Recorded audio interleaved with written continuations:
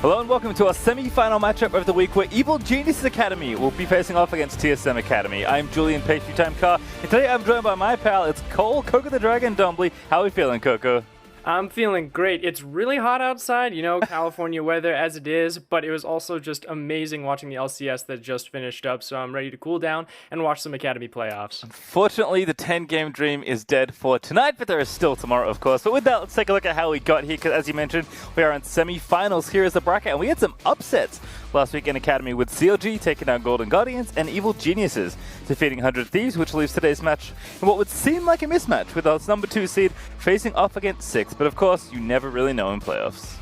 And honestly, both of the two series leading up to the semifinals tell completely different stories. CLG versus Golden Guardians was really close bout, going to 5 games. There's a lot of unique picks like Zion Spartans, Tryndamere coming out in the top lane to counter the Gangplank meta. And then Evil Geniuses does an absolute wipe and just 3-0s 100 Thieves in a fantastic display of skill, with Gyu's Akali really being the show. Yeah, I mean, EG kind of going back into their spring form that made them finals, so certainly looking like a threat here. But let's dive into this week's first face-off. It is the aforementioned Evil Geniuses Academy versus TSM Academy. And there has been a bit of an unexpected roster shakeup for TSM, as Treats will be the starting support for Academy today. He has played with the LCS team, of course, since week 6, so it has been a minute since he has played with his boys. Yeah, and both Biofrost and Treats have sort of actually had similar records in both Academy and LCS, both playing 10 games to 8 respectively, but the statistics really favor Treats here. He has an immense KDA in the LCS regular season, and he did really well in the playoffs, but it seems that there's a little bit of trust issues in that bottom lane, and I think that's what they're going to try and push out. And this series is actually where I think putting Treats into it really helps exemplify that he will be able to carry sort of a lackluster bottom lane when it does come to it, because Lost has not really been having a good time in this bottom lane through almost the entire season. Yeah, certainly not a lot of practice, as we saw from Treats' tweet, to be able to get timing with the Academy team, because he has been playing at LCS, and very interesting to see where TSM end up landing when their series upcoming in the LCS playoffs on Sunday. But Treats being back here is great news for TSM Academy, because he was so integral to how that team played. He was arguably one of the best players in Academy before he left. He was instrumental in how TSM would navigate through their games. He's known for being very vocal, for doing a lot of the macro work for his team. So he might be a bit rusty playing with Lost and the rest of his teammates, but as far as additions to the team, this is actually a very big boost for TSM Academy at a pretty critical time for the team.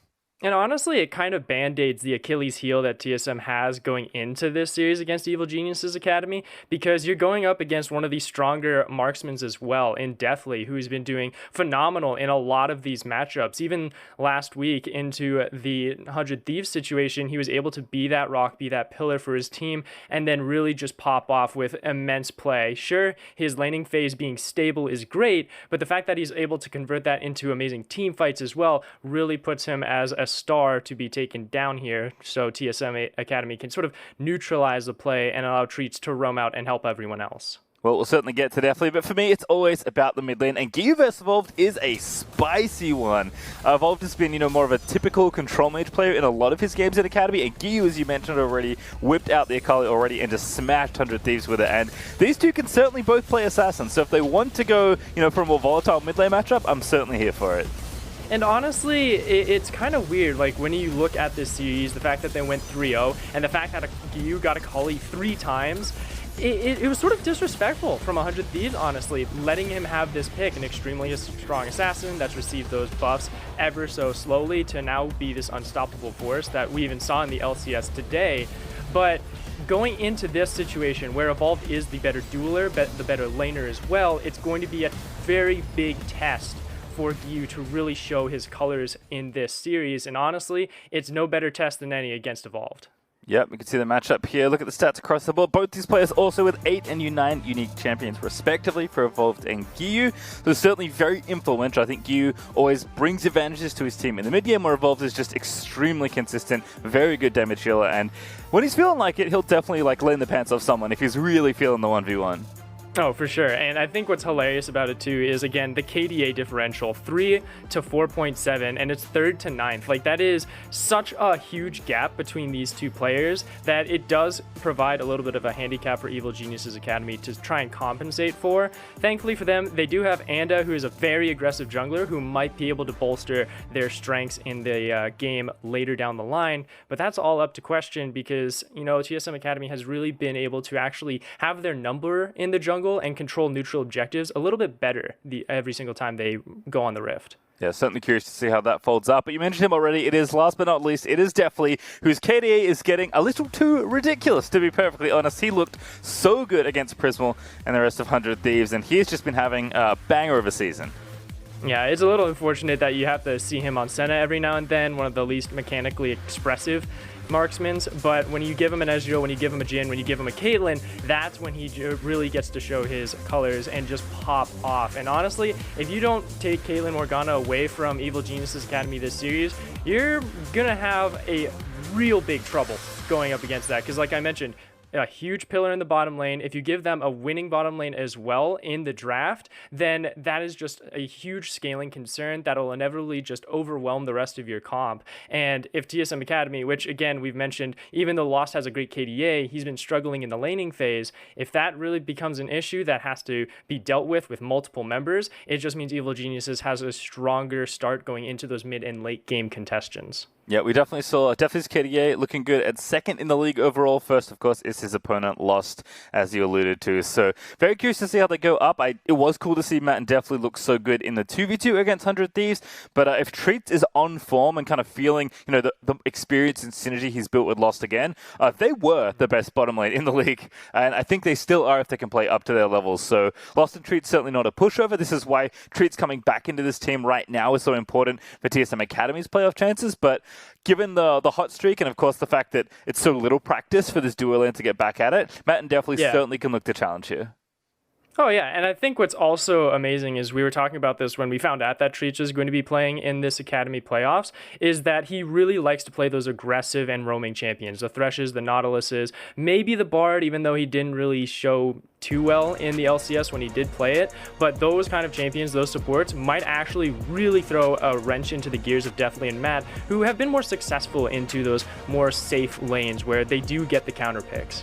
It's interesting because Lost and Treats are like this interesting duo lane that like works because they're so different in style. Lost is extremely good at team fighting, very safe, not the best laner. And Treats is a super good laner, loves to roam, loves to outplay people. And like Treats kind of does a great job of guiding Lost through the 2v2s and then leaves him to go do other stuff and roam. And then once it hits mid game and late game especially, Lost can take over from there. So very interested to see how the bottom lane looks out. But across the board, this is an extremely exciting matchup. It is 2nd versus 6th. TSM were at one point the easy #1 team in Academy. And they're going to first pick Caitlyn for Lost, which is a very good start to any drafts. And very strong start as well, because we were talking about denying that Caitlyn away from Deftly. Sure, you get the Ashe instantaneously, but already a Lilia. I like this. I'm curious to see if they're going to be holding it as a flex, because Lilia is extremely strong in the top lane against tank matchups. Probably going to be sitting in that jungle, however, because of the fact that it's so early on in the draft and TSM will have time to react for it. Not to mention Dokla would rather have fighters anyways. So to recap the bans quickly, because it is related somewhat to Lilia, Galio, Nidalee, Twisted Fate, Akali against Evolve, which is a good one from EG, Graves versus Shen. Set picked up now for TSM, but the other thing that is good about Lilia is that, you know, there aren't very many good AP junglers in the game. There's kind of usually only one, and right now it's this champion. So if Gyu wants to get kind of fancy with an AD assassin, he has that option as well. So I think that flexibility and the fact that it gives you a place to put AP where it's very difficult to otherwise get, and the fact that she's just a good champion, I think Lilia is going to be played by more teams as we see more games on this patch. Well, what's also great about it too is that it has the fastest clear time in the game at this moment. So it really helps reinforce Anda's aggressive playstyle of getting in, starting to do the counter jungling, have safe lanes who he can sort of mediate and referee in a sense to always have priority, so he can push in and make those safe plays in the enemy jungle for TSM Academy. But the Aurelia locked in as well. I was not ready for these spicy picks, Pastry. It's already hot and it's getting hotter. See, it's interesting because TSM should have been ready for this one. This is one of Giyu's signature champions, and I'm almost embarrassed that I forgot about it because it gets banned so often when Giyu's in the game. So I mentioned that Lilia opens the door for an AD mid laner. I kind of like the Lucian Hover because I think it can be very spicy as a counter pick to Zoe, but go with the tried and true, go with something that you know Giyu can carry on, and is decent into Zoe as well. So already EG setting themselves up very nicely in phase 1 of this draft. Yeah, so you have strong laning phase in the mid game with Giyu on a really good comfort pick. You already have definitely on the Ashe Caitlyn situation, so you can really hold back on those supports as well. Like we already saw the Morgana taken away, so TSM can really try and break down the top lane a little bit more. We do see the GP ban as well from Evil Geniuses to sort of force them off of that security pick for Dokla. There is still Camille available, but honestly, I don't even think Dokla would try and run for that. He might try another split pusher or roamer as well, even though Shen as well is taken away in the beginning of the draft. Yeah, Dokla and actually Kumo as well to a smaller extent has really been the rock for their teams at top lane in a lot of cases. Speaking of rocks, Malphite getting banned by TSM, that was an accident, I swear. We'll see what EG want to pick up here first out of phase 2. They might contest an Ornn. Like you could go a tank to sort of be not only the mid-range engagement tool, but also like help disengage and create some zoning pressure. It does really well, but honestly, I don't know if Dokla will be comfortable into that, and he has to blind pick it. There's already still a lot of things available, and there's also Kumo's Volibear, which is a really favorite of his in the academy scene, so that is up for grabs. And if you go into an Ornn, he does have the counter into that, so might decide to pick something a little bit more fighter-esque. As we mentioned, he does really enjoy those. I'm looking at his other picks. Renekton is still available. R5 Renekton could possibly be a thing for Kumo as well, and for Treats he could pick at B4, and there you go. Dokla decides to go with the Croc. Yeah, I kind of like this choice here. Ornn, as you mentioned, is just not nearly the same like blind pick force that he used to be. It's really tricky now with Camille and Fiora potentially running around in top lane. But I do like Renekton, super good blind pick, a comfort pick for Kumo. He was the unsung hero of their 3-0 versus 100 Thieves to me, so I like this blind from Dokla. Kind of sets up the top lane to be fine, if not even decent for you, depending on what Kumo wants to opt for. And it wouldn't be Treats returning to Academy without playing Braum. This man has played so much Braum in his time on TSM Academy. Yeah, it's immense. I think he's played out of the 8 games that he was in Academy with it just this season, he played it 4 times. So 50-50, pretty darn good, and he's extremely strong on it as well. His stats are amazing. Though going into Nautilus, it just tells you that they're going to try and play it safe, try and zone out, walk around Winston to sort of counteract and his counter jungling style. And there was the Volibear that I mentioned earlier with Kumo, the more comfortable pick, really strong at dueling in the early stages as well. So it's just going to be stat check versus stat check in that top side.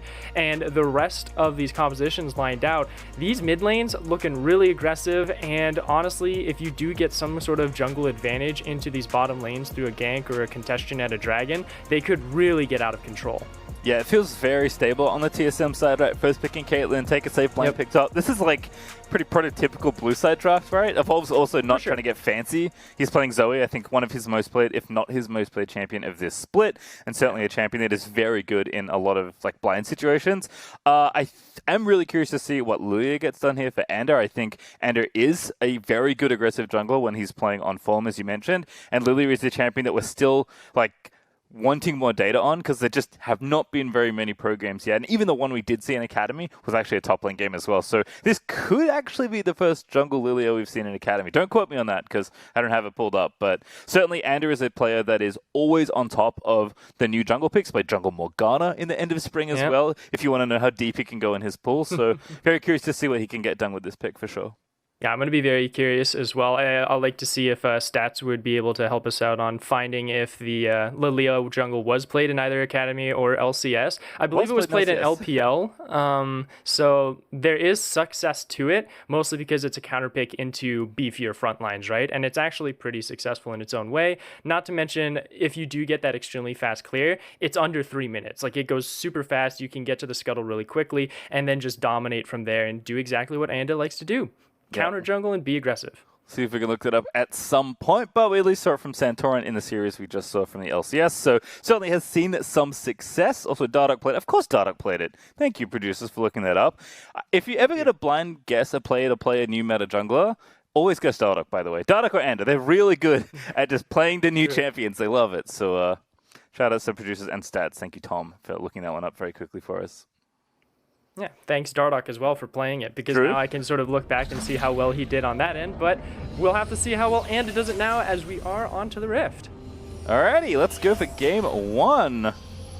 TSM Academy versus Evil Genius Academy. This is the first time we've seen TSM Academy since the postseason started. As a reminder, they finished 2nd in the regular season, barely missing after falling down a bit with the support changes happening with Cloud9. True. Kind of retaking, I guess, their rightful place atop the standings in Academy.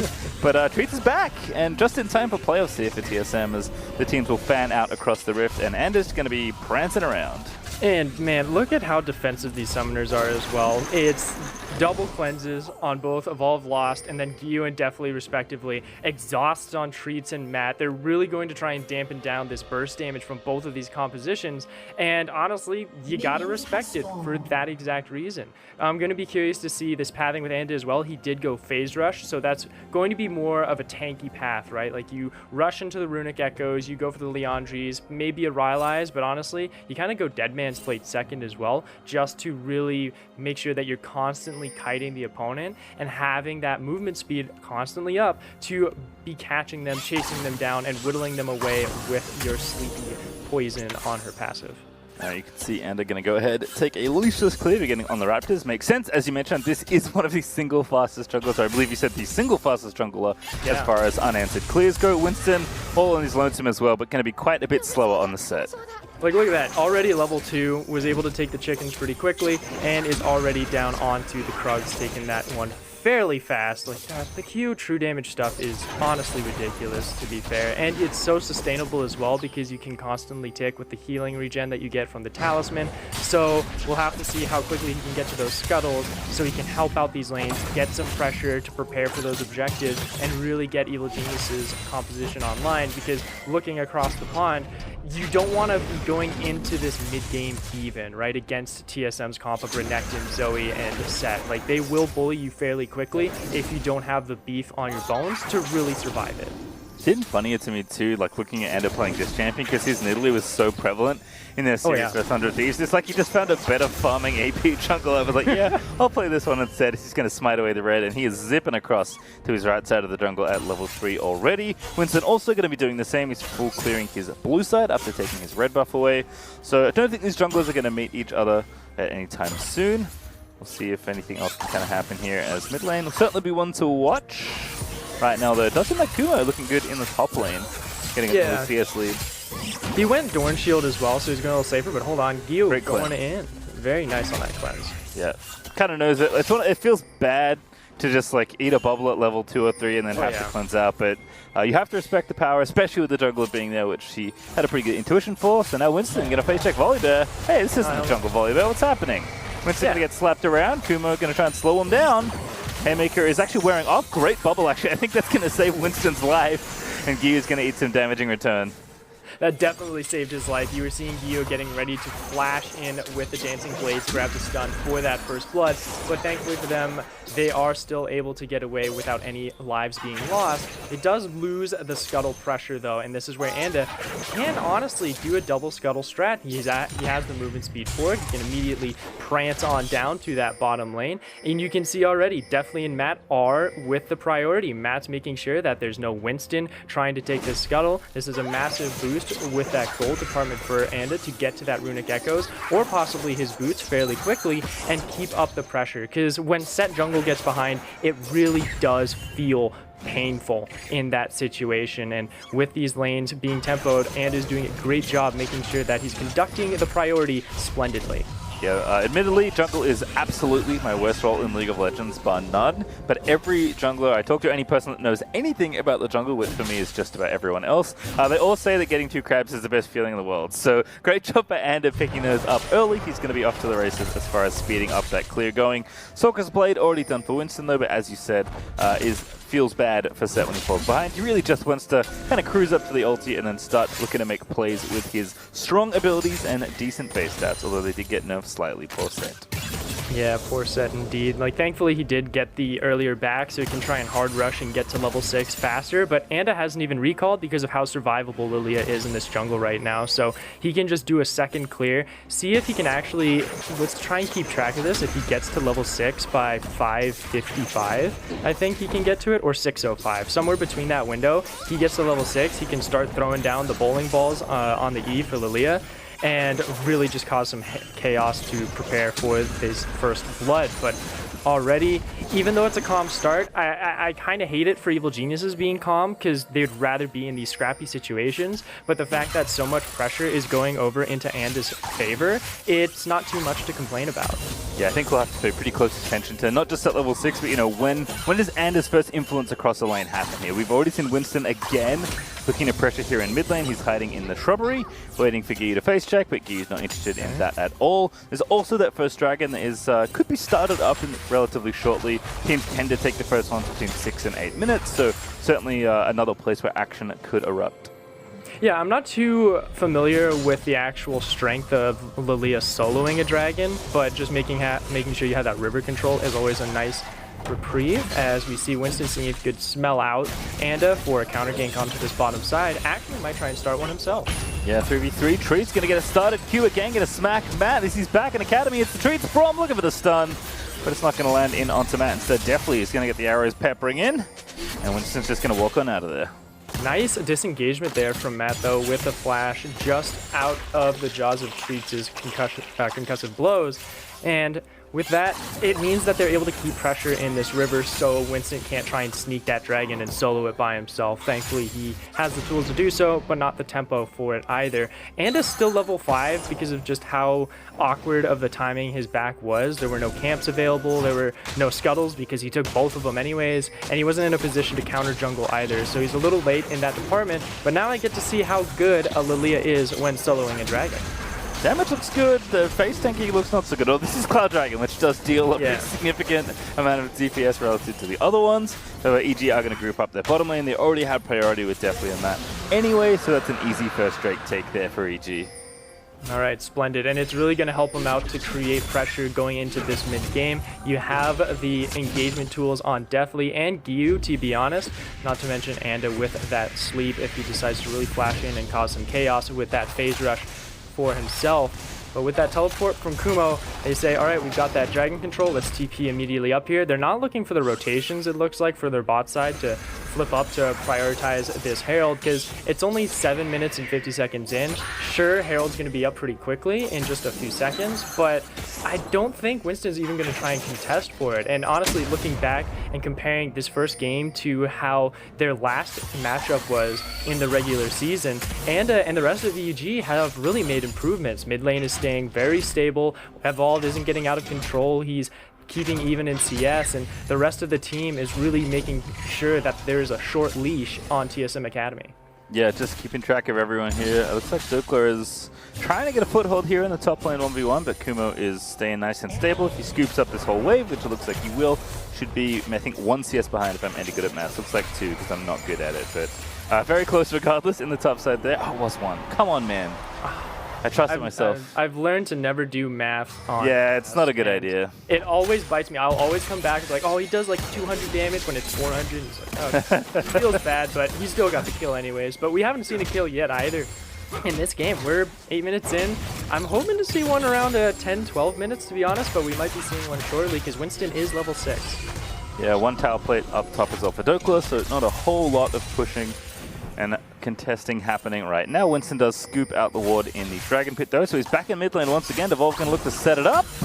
Giyu goes in. That's a very good time to start things, as Evolve is going to have to look for that bubble. Here comes Winston with a dash back there for Giyu. Means that he's okay. Now he goes back in with the ultimate. Going to get pulled back there, but Winston can't find the angle back around to charge Aurelia into the turret, so it'll simply be a flash for Evolve as Giyu does answer well. What beautiful dancing as well from Giyu, going in, getting the trade, and he had the minions already prepared to dash right back out and get the reset. Splendid job from him, also with the disengage, but here we go, a fight for Scuttle. Winston looking for the grab, but could be put to sleep in just a moment. Good ace in the hole. Actually does pick Ander there for a decent amount of damage. Dokla onto Kumo though, but he's pretty tanky there. So not really something they want to do. Instead, it's TSM rotating their dual lane up first. They will look to take this Herald away, but definitely is not that far behind, and Matt is at the scene already. Yeah, and you can throw the Enchanted Crystal Arrow if you want to try and catch up for the fight. We have to look for that, but it looks like Herald's going to be given over. His flash from Dokla. Yeah, Dokla on, gets exhausted, but he gets the stun down first. Good ult there from Treats. Asleep goes Dokla, as Ander's trying to get away, but the stun onto Matt. That's first blood there for Lost, as the Pengus fly high, and now they'll chase in onto Kumo. Bubble is barely going to miss onto the volley there, and TSM, they get the first Herald and the first blood. A lot of tools used from the side of TSM Academy, so I don't think they're going to be able to really pressure this advantage anymore. But unless Kumo decides to just stay a little bit too long. But it was a great re-engagement and plan from TSM Academy. Dude, this is what I'm talking about. Kumo staying too long. Hopefully he's able to get out and not lose his life. But looking like they're going to get some bear hide for themselves. Base broken. Stormbringer. Oh, they just wait. So patient. Winston, they're not going to pop the ulti because here comes definitely going to force the flash out. Now Kumo looking to turn things back around. Lost says, I don't want to be here anymore. Definitely with the slow. Stormbringer's not, sorry, W's not going to hit. Stormbringer already burnt as Treats is up here as well. But it's a 3v3 where TSM do not have a health advantage, so Treats is just going to hop on back to Lost. Very close call there from Kumo, but Evil Geniuses are able to disengage, man. And let's just look at this Herald fight once more. So this was after they had already won the pressure going over to them, and Dokla immediately having that brush jumping in onto Anda means that there's no way for them to contest or re-engage back on this fight for those sleeps. And then the rest of that was just a splendid catch and just targeting from the rest of the squad from TSM Academy, grabbing that first blood. Yeah, we actually saw this a lot from Kumo on Renekton in their last series, where Renekton doesn't seem like a champion that's going to be all that interesting, especially with this kind of Blade of the Ruined King, Death Dance Black Cleaver build. But if you could get into the middle of an enemy team, it's so annoying to get Renekton and peel him off your backline, or in this case, your fairly squishy jungler. So Dokla hiding in the brush, getting the flash down, and just locking down Ender for that first blood is a very good look. We'll see if he can replicate that in larger engagements. Top scuttle though is going to go to Ender, who is forced to smite it, as TSM are continuing to exert pressure here on the top lane. And thankfully, Dokla and Winston kind of have a champion that plays similarly. As long as you have Flash, you can make an engagement and start those fights. Winston, he does have Hex Flash available, but he is spotted by that Scrying Ward, so going to be in a little bit of concern because we have Anda available. Winston getting engaged on by Matt. Yep, put to sleep again. No rooted first. There's a sleep out from Lilia. Ooh, good block there from Truth. Puts up the Unbreakable as Anda is getting shot to pieces by Lost here, as definitely is firing back.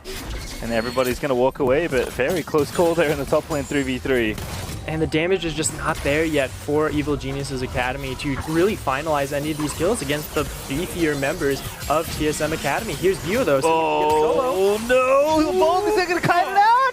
Gio missed something there after that portal jump, and the Vault is going to get the 1v1 as the tower does most of the work for him. And now bottom lane, Kumo getting ripped apart by this Blade of the Ruined King completed Renekton. Yeah, and now the stat checks are starting to go in favor of TSM Academy, and Evil Genius is heading into this mid-game, heading into the 13-minute mark, or shaking their head saying we needed to get a lead a little bit better this time around, but TSM Academy, with that Rift Herald fight going their way, has really taken this game by storm. Winston chilling smite. Kumo with the ulti, might have to use it to get out, but he gets stunned up. He's going to burn it now to jump out to safety, but Winston, little low, doesn't have a blast plant to go back to. Already burned his ulti, no flash and no hope. That's going to be him dead. Who's going to get the kill credit though? It is going to be Anda, as TSM cannot save their jungler. Honestly, the best person to get that kill is Anda, because his items are a little bit more expensive, and it's more necessary for Lilia to have those. Once you get that Dead Man's Plate, looks like they're going to be going for possibly Leandri's Torment second, as expected. So once you get that Leandri's, Lilia really starts to be a thorn in TSM Academy's side, but for them, they have vision control over this dragon. Though their jungler isn't there, they can try and pressure, see if they can get a turret down here on this bottom side, but it means Evil Geniuses can sort of recuperate their losses and prepare for this inevitable objective contention. Yeah, more than enough time here to move Winston back. He's going to drop the Herald mid. Evolve is going to go ahead and keep poking Gyu, as TSM are looking to take their first dragon away for this particular game, and with the Herald pressure, it should be fairly straightforward.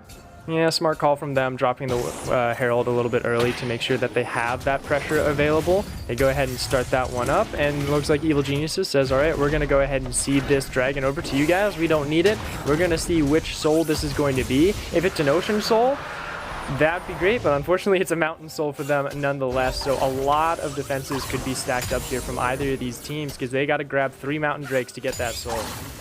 Yeah, not all that many frontliners here on either of these teams, so Mountain Soul certainly going to help. And Scrap, I mean, all the Souls are good. There's only one in any game, so teams will be happy to fight for it here as the game does continue, but will be a bit of a longer wait until that appears. Evolved is getting his blue buff taken, doesn't like that particularly much. I don't think he can really do anything about it. He's waiting for the bubble, looking for the steal. Doesn't grab it. It's Ander that grabs it. In fact, I didn't even need to smite. But Evolved was blind there, so kind of tough to steal the blue buff. Yeah, rather not risk it for the biscuit. Just go ahead and smite it and take it away. No way for Evolved to keep that lane pressure. And it allows you to just sort of recall safer in a sense of just a healthy mind state, right? Because then it's like, oh crap, Evolved having a blue buff just hard pushing into my turret wouldn't be as great of a reason to recall and get your items back online. Speaking of, he went Kindle Gem, so going to be looking for a Spear Visage, I suppose, for Gyu, that or the Black Cleaver to sort of shred down the members of Dokla and Treats respectively, on top of Winston, who will be going for that Dead Man's Plate in just a short while. And speaking of, they're going to be looking for this bottom side to sort of get Lost and Treats out of this laning phase once more and back into that mid lane to really advance the game state a little bit further in their advantage. Yeah, Lost already with the IE, has that second crit cloak as well. TP in, good sidestep there for Lost. Treat's going to have to try and accompany his AD out of there though. Q's going to miss. Kuma's going to jump in, and Lost is going to be forced to flash away, but needs to stun the volley there under the tower once again. Goes the volley as the hook is going to land in onto Treats, but he puts up the door and walks back towards his teammates, and EG used the TP for just about nothing. That's so unfortunate for Evil Geniuses Academy. They wasted that teleport as well as the Stormbringer ultimate from Volibear with the flash too. Like, so many things just gone, and not getting anything, just being doored away and having to deal with not even getting any damage onto the turret either is an absolute win for TSM Academy, who even in this neutral state statistically with the gold and the kills all going in their favor, it still feels like TSM. Oh, they're at it again. I had to bite my tongue on that one with Gyu just absolutely obliterating Evolved. All right, so for everyone playing at home, and Zoe is frustrating you in solo queue, which I understand happens a lot. Zoe might be mobile, but he's not that mobile, so hold that thought, because TSM are going to try and get the heist completed with his Herald. Oh, a double sleep after the flash queue from Ander. Make it 1 there in the top side of the map, and make it 2 as Dokla going to get stunned up and taken down by the rest of EG. Perfect. They did lose a lot in that bottom side, but they're able to make up for it here in this top end. It means they're going to be breaking down this turret as well, getting a massive tempo swing back into their favor, and possibly looking for some kills and some vision control in this top jungle as well to see if they can keep track of the members of TSM Academy a little bit more, because you're prepping for that next Herald, which will be, as a matter of fact, coming up. Actually, it was taken away already, excuse me, as they're going to be looking for more of just Baron pressure, break it down, see if they can possibly prepare for it, because if you look at the Evil Geniuses composition, they have a pretty good comp to tear down that objective fairly fast. All right, well, looking scary, but let's watch this 1v1 again and see exactly how you navigate this. Like I said, Zoe Mobile wants to play 10 grids away from you. Aurelia very good at closing the distance time and time again. Yeah. And this is just so clean. What a cleanse as well. Yeah, beautiful Captain Jack cleanse on that one. Splendid play from Gyu. He knows that matchup. And then this is just that beautiful play from Anda. He flashed in to get that double hit from his Q so he could pop that Drowsy. And that just sets up the play for them even more. So splendid job from Evil Geniuses Academy to really double down on that advantage and grab the lead back from TSM Academy. But now the question is in their court. How much can you actually push this advantage forward? Sure, you're able to get a 1k gold lead. It doesn't matter too much. TSM Academy has some strong one-item power spikes on the majority of their champions, so they still have the possibility to look for this mid lane, as we see Winston sitting in the side wave. All right, Winston going to look to charge up. Definitely the target. Good flash there from the Ashe. Kind of forced out there. Drowsy goes Nautilus, in goes Kumo, and Dokla going to get dumped on here. He's going to be slowed down. Here comes, the bowling ball. Very well placed there by Ander, who's had more than a few games on this champion by the looks of things. But EG at least to force a couple of spells there out of Dokla, as he does have to flash out of there. Hex Flash Matt, grabs Winston just barely with the edge of that hitbox.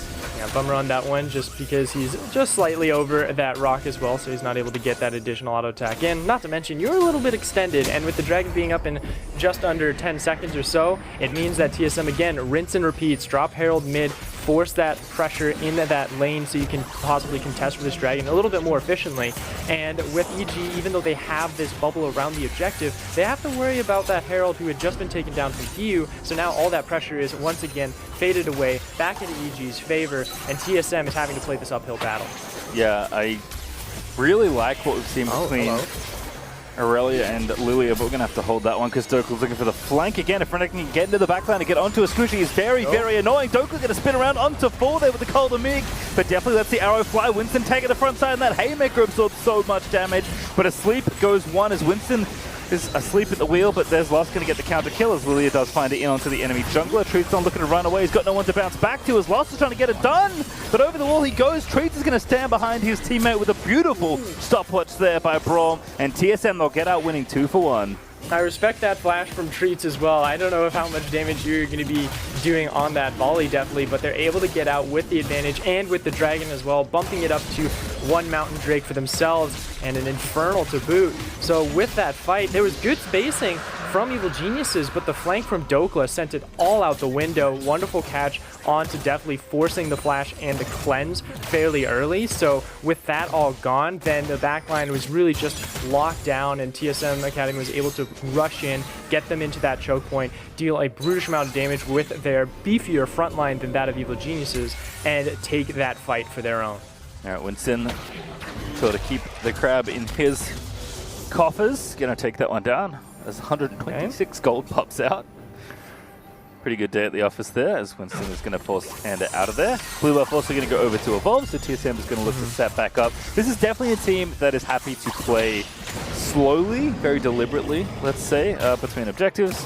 But it's brought them so much success this split, and with this kind of comp as well, building up that gold lead. They're still behind, actually, 1,400 gold as we say that, but you have to feel like with this particular lead, TSM aren't feeling out of distance at all in this game.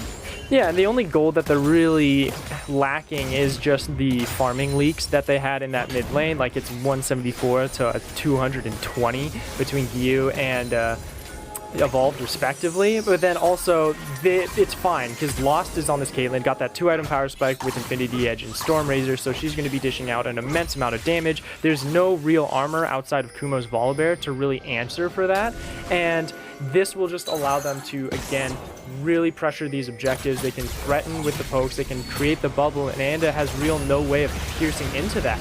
Yeah, has to get out of there as well. Winston not going to be put to sleep just yet, but the ulti forced out from Matt as a Vol with a snipe. Nice. The old Nautilus, no hook either. Going to flash in to try and get in the arrow out for Deathly as Matt is forced to flash away. And Zoe may be behind in gold, but the bubbles are relevant no matter what. So this is the issue now for Evil Geniuses Academy being on this back foot. They need to do the split push style still. They have to do the 1-3-1, put Giyu on the side lane, really force it out to where multiple members have to answer the Aurelia, because I still don't think Evolved is going to be able to answer him on his own, and maybe Dokla possibly could, but then you have to answer Kumo, and Kumo will have that better, more efficient wave clear, can prepare for these objectives a little bit better than Dokla with the teleport deficiency as well. So now it's up to TSM to answer that and force them into these fights, but he has 2 flashes. Yeah. Surely he doesn't die. No, he's dead. Oh. This is what I'm talking about, Pastry. You cannot put Evolved against Giyu anymore. You need another member. And if you have to throw Dokla up there, then you don't have someone to answer Kumo, because honestly, Evolved won't be able to solo kill or give any pressure away for your team. And it gives Evil Geniuses this time to breathe, get some more items under their belt, see if they can grab some additional objectives and farm. Like, especially get the vision control around this Baron really online, because that's where they're lacking right now. They find the kills, yes, but now you need to really double down on that. Get some consequences out of just finding that pick that Giyu was able to find in that side lane. Get some wards, get some control, steal some camps, slow TSM Academy's composition down so you can catch up and really punch blow for blow. Interesting to see, just how good Giyu has been at hunting people in the side lane. He was doing this all series long on Akali versus 100 Thieves, and now doing it again. I mean, Evolved, he's like just trying to catch the wave and leave, and just got caught by Giyu trying to do exactly that. So certainly cannot get greedy without vision to catch these waves in the side lane. Dokla onto Kumo, though, is the next battle, and everyone's going to walk away. It's Black Cleaver Blade done there for the Renekton, but Kumo not backing down. He's working pretty quickly towards that Trinity Force as he has 2 pieces already. And speaking of, there is one absent for Giyu, but as you mentioned, this is an intentional choice for Giyu to go for Black Cleaver instead. And that's for sort of side lane dueling as well, right? Like now Dokla can't really answer you, and neither can Winston, because they will just be shredded apart by the Black Cleaver, Blade of the Rune King comp that you has sort of itemized for. So being in that more side lane dueling potential, not going for a Trinity Force instead, which is more of that team fight-esque item, it really shows that Evil Geniuses are respecting that they have to play on the back foot in this first game. And honestly, even though you're able to get that Drowsy, I don't know how much else you're going to be able to find. I do see Treats on this top side, so maybe they're going to be able to reward themselves with a kill. There's a ton of Dokla as a late portal jump is going to maybe mean that Dokla is dead. They're not related, but EG a 4v1 able to easily take down the Crocodile. And Gyu's out. There, oh my goodness, Gyu's able to get out. He didn't use any summoners either, so that's an absolute win here for Evil Geniuses, winning that pressure back, going into this mid lane. They have the 3 members with Anda as well, who can just keep throwing those bowling balls over to slow people down and apply that Leandri's and passive HP shred, and it's going to be hell to deal with, honestly, for Winston, because he's just going to be whittled down ever so slowly to where Definitely can say, you know what, I'm ready, let's pick him, we've got Enchanted Crystal Arrow, or say the same with Matt, where you can just hook in and get those wins. Gyu is spotted out in this mid lane, so now it's a 4v3. Base is broken, Haymaker pop there as Winston's looking for a Dunkaroonie there onto the old Gyu, but Anders on a rampage. He takes down the jungler nice and easy. Treats there into Stoneplate form. He goes with Unbreakable up, and he's just barely going to live. Ander looking for the sniper. Treats dodges it. Now going to find the Q as well, as somehow the TSM support survives. Oh, man. And the turret down on the bottom side. Dragon is ready. They can go ahead and go for it now. Evil Geniuses has the pressure. Kumo says, don't worry, I can solo this one. If you go for the risky Enchanted Crystal Arrow pick, I'm going to give you a very strong round of applause, but decides not to go for it. Says, I need that just in case anyone tries to contest this dragon nonetheless. And Dokla in this bottom side says, we can't do anything about it. Let's seed this one over. Equals these dragon numbers 2 for 2 now. And though the kills are in their advantage, they've got that 3,000 gold lead.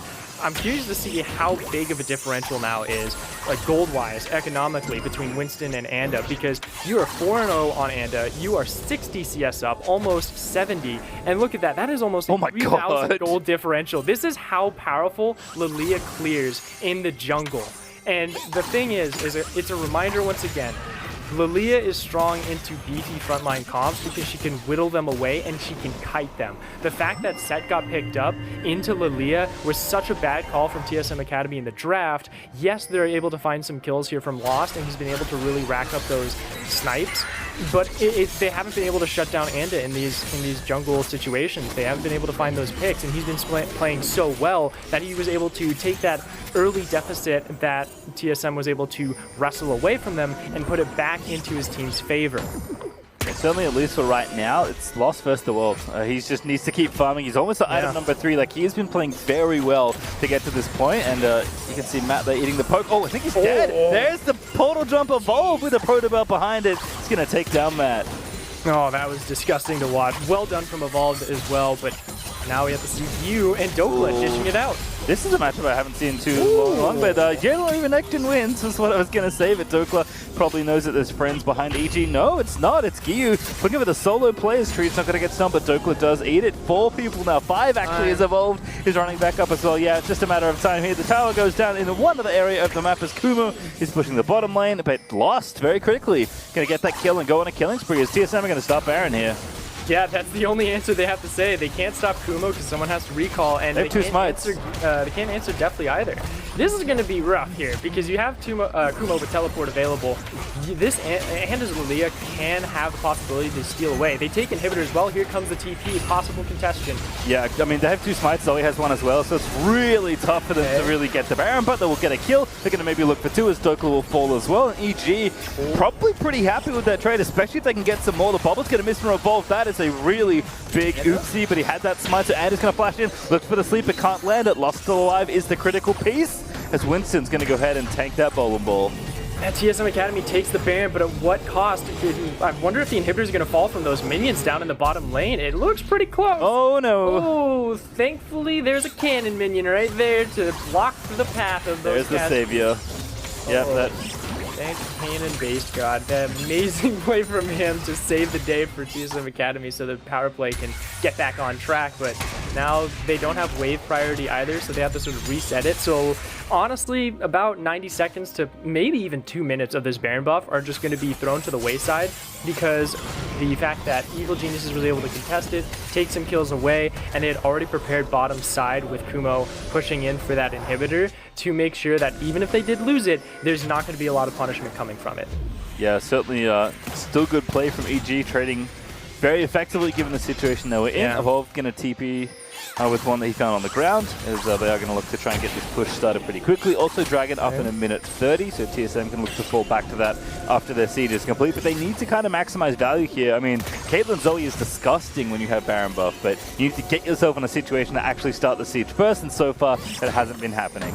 Exactly, right? And I'm looking at top side. Minions are getting ready to push in for that first turret. You could send maybe Dokla up there just to push it in. He doesn't have Baron buff, sure, but he could grab something just to make this Baron buff power play a little bit stronger in the end. But Kumo beating down on Winston right now. They might just all in on this with the arrow. Oh, good block there for Trees. Knew he was going to get hit anyway. Bubble they're going to land in onto Matt. Dokla looking for the angle. Trees taking up a lot of damage to the front side, but Gyu is going to get the stun, but still the answer happens. Winston dives in, does get a good face break, but there's no follow-up from the rest of TSM as they're still trying to poke down the rest of EG. Evolve's continuing, though, to land bubbles and paddle starts as EG will win the trade. But TSM still looking effective on the map as EG have had enough. They're going to push straight down mid. In 50 seconds, 45 seconds as a matter of fact, until Baron buff wanes away, they've only gained 300 extra gold, and it is just whittling away every second it keeps going. Now only 100, dropping down even farther. This Baron buff power play has just gone absolutely nullified from Evil Geniuses, and they've been doing so well making sure that they can keep this pressure, keep this tempo in their side of the court. And now with Panda on 3 items, as well as Deathly closing in on his 4th with a possible Mortal Reminder under his belt, there's not much that TSM Academy will be able to do against this composition, which can just chase them down. Well, we'll see if they do want to fight for this next Dragon. It's a pretty important one, as first one to get it will be the first team to hit soul points. So TSM going to set up. They need to poke out EG here. The 5v5 is not going to work out at this juncture. Yeah, I'm a little surprised with Banshee's Veil on Anda as well. It makes sure that he can't get poked out from Evolved Zoe or from Lost either. So make sure we have that tempo. Gio is on the flank, so we have to keep an eye on this Aurelia to see if he really takes this fight on his own. Yeah, they're going to instead 1v5 the Aurelia. That is going to give the Dragon over to EG. But Gio is going to fall as a result. So TSM take the easy route. There isn't really a good way for them to contest for that Dragon otherwise. So at least they get the kill there and take the Aurelia down a peg. Yeah, smart call on TSM Academy saying we, like you mentioned, can't contest it, but we can at least find a kill on the side anyways. But EU probably just throws in the hashtag worth on the alt chat and calls it a day for himself, as the rest of EG will look to just sort of recuperate some gold in the jungle, clear those camps, and then possibly look for a reset here, though Kumo doesn't have that on his mind as they're pushing in for this bottom lane inhibitor just to see if they can get some tempo and keep it for this reset. And also still stalking around the jungle. Lost is going to go ahead and continue cleaning up mending waves here, and they're actually going to successfully steal the red buff away. But EG still staying up about 3,500 gold ahead. They've kind of forced off that Baron that TSM took. They've set up to take the Soul Dragon in 4 minutes time, so it's feeling good on the EG side for sure. Yeah, definitely just got his Mortal Reminder as well, so he's sitting on a beautiful amount of gold.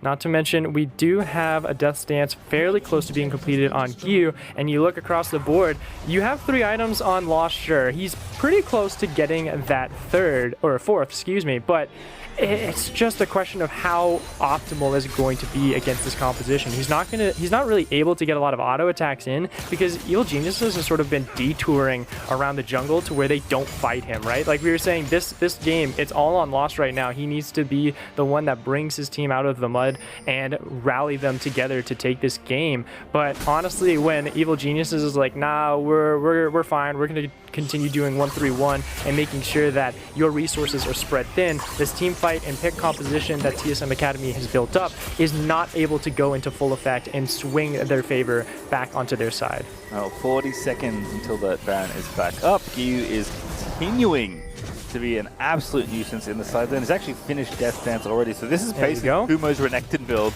that we saw from their last series. Joker's got a variant of his Renekton here, but he has stopped off at Sterix for a little bit more front laning. But it is, again, kind of interesting to see Aurelia without her iconic Trinity Force, but trust me, she doesn't need it. Yeah, she doesn't need it on this one, especially with how squishy both Evolved and Lost will be. There's a Bloodthirster from Lost, though, so the one thing that it will help is with that blood shield that he'll be getting from that item on top of the overhealing shield that he has in his runes. It means that he's going to be a little bit harder and not as an appetizing option for Gyu and Anda to really jump onto. But honestly, that's fine, because they can go ahead, look for Kumo on the side lane, say, all right, get some pressure, make sure we have priority for this Baron, let's take out some of that vision. Gyu up here on this top side is constantly making them look up there, and when they try and look on their peripheral sides, they can go ahead and try and whittle down this Baron as fast as possible with Anda, with Deathly, and honestly, they could probably 3-man it, but TSM Academy knows that. They try and get priority back into this mid lane and force themselves into Evil Genius's side. I will say, for how we set up, Gyu versus Evolved here, and how Gyu's KDA just hasn't looked all that hot, I can kind of see why. No one's going to look at this game and say Gyu hasn't been doing anything, because he's gotten 2 different solo kills, but he's 2-4-4. He has the worst scoreline of anyone on his team except his support Matt, who's going to be constantly the target of attention. So, Gyu may die a lot, but he does get a lot of work done when he does. Well, even look at his farm too, 340 almost to 270. It is amazing what he's doing on Zorelia. I don't think it's gonna get through next time around. It usually doesn't get through in any game, so I agree with you. So the only bit of concern for me is that he got a Kali 3 times last week. So hopefully TSM Academy doesn't make that mistake. And they also have to deal with this Lilia, who, oh my goodness, that differential, 12,500 gold on Anda to the 9,000 of Winston. These gaps are just really just widening as far as it is. But honestly, those are the 2 differences. 13,000 to 12, sure, that doesn't matter too much for Gio. Even though he's farming splendidly, it doesn't really impact as much until he gets to fight someone, right? Yes, it's great that he's constantly applying this pressure. TSM Academy has learned their lesson. They say, nope, Evolved, you do not fight him. You only answer the wave when it crashes against the turret. We have to wait until we have resources available to really look for that. Evil Geniuses isn't giving them the time of day or really the room, honestly, to do such a play. And with them playing around these objective timers, we have 15 seconds until Mountain Drake is available. Sure, I could say you could look for better improvement for their vision control into game 2, but so far, this chase team that they've built up has been doing really well in creating a bubble and a control zone for them to kite out for these dragons once they were able to get the lead. Yeah, I really like what Lily is doing here in this comp. We'll talk about that in a second, because the Soul Dragon's burning down so fast. It is going to be Anda that grabs it, but TSM going to try and win the remaining team fight here. A massive ulti though from Gyu. He's going to dive back in onto Lost. Lost hasn't died yet this game, but Dokla's going to get the shutdown in on as Lost is unstoppable. Takes down Gyu. Kumo, now the one actually on screen and trying to dive Lost, but TSM, they weather the storm of that team fight. Evolve's going to flash in onto the volley there to try and get the kill, and the point-blank bubble goes through the bear, but the auto attacks are good enough as TSM grab all but one. Honestly, applause to Dokla and Winston for creating so much space, and honestly Evolved as well with those Sleepy Trouble bubbles. The only member that was able to get onto Lost was Gyu, and as I mentioned, with the overheal and a Bloodthirster shield, he doesn't have the damage to shred through all of it, and Lost is able to take him down, and the rest of his team is able to continue to fight. Not to mention, the Sterex plus the Elixir of Iron with so much health that Evil Geniuses didn't have the damage to take care of it. Well, goodbye, Matt. That's going to be the aces. I think TSM, that one fight is going to be the game. It's 5 seconds for Definitely until he's back on. The minions are still in range. All right. And that's one Nexus Tower. Make it 2 and make it the Nexus itself as TSM at a gold deficit almost. They're going to take the win in game number 1.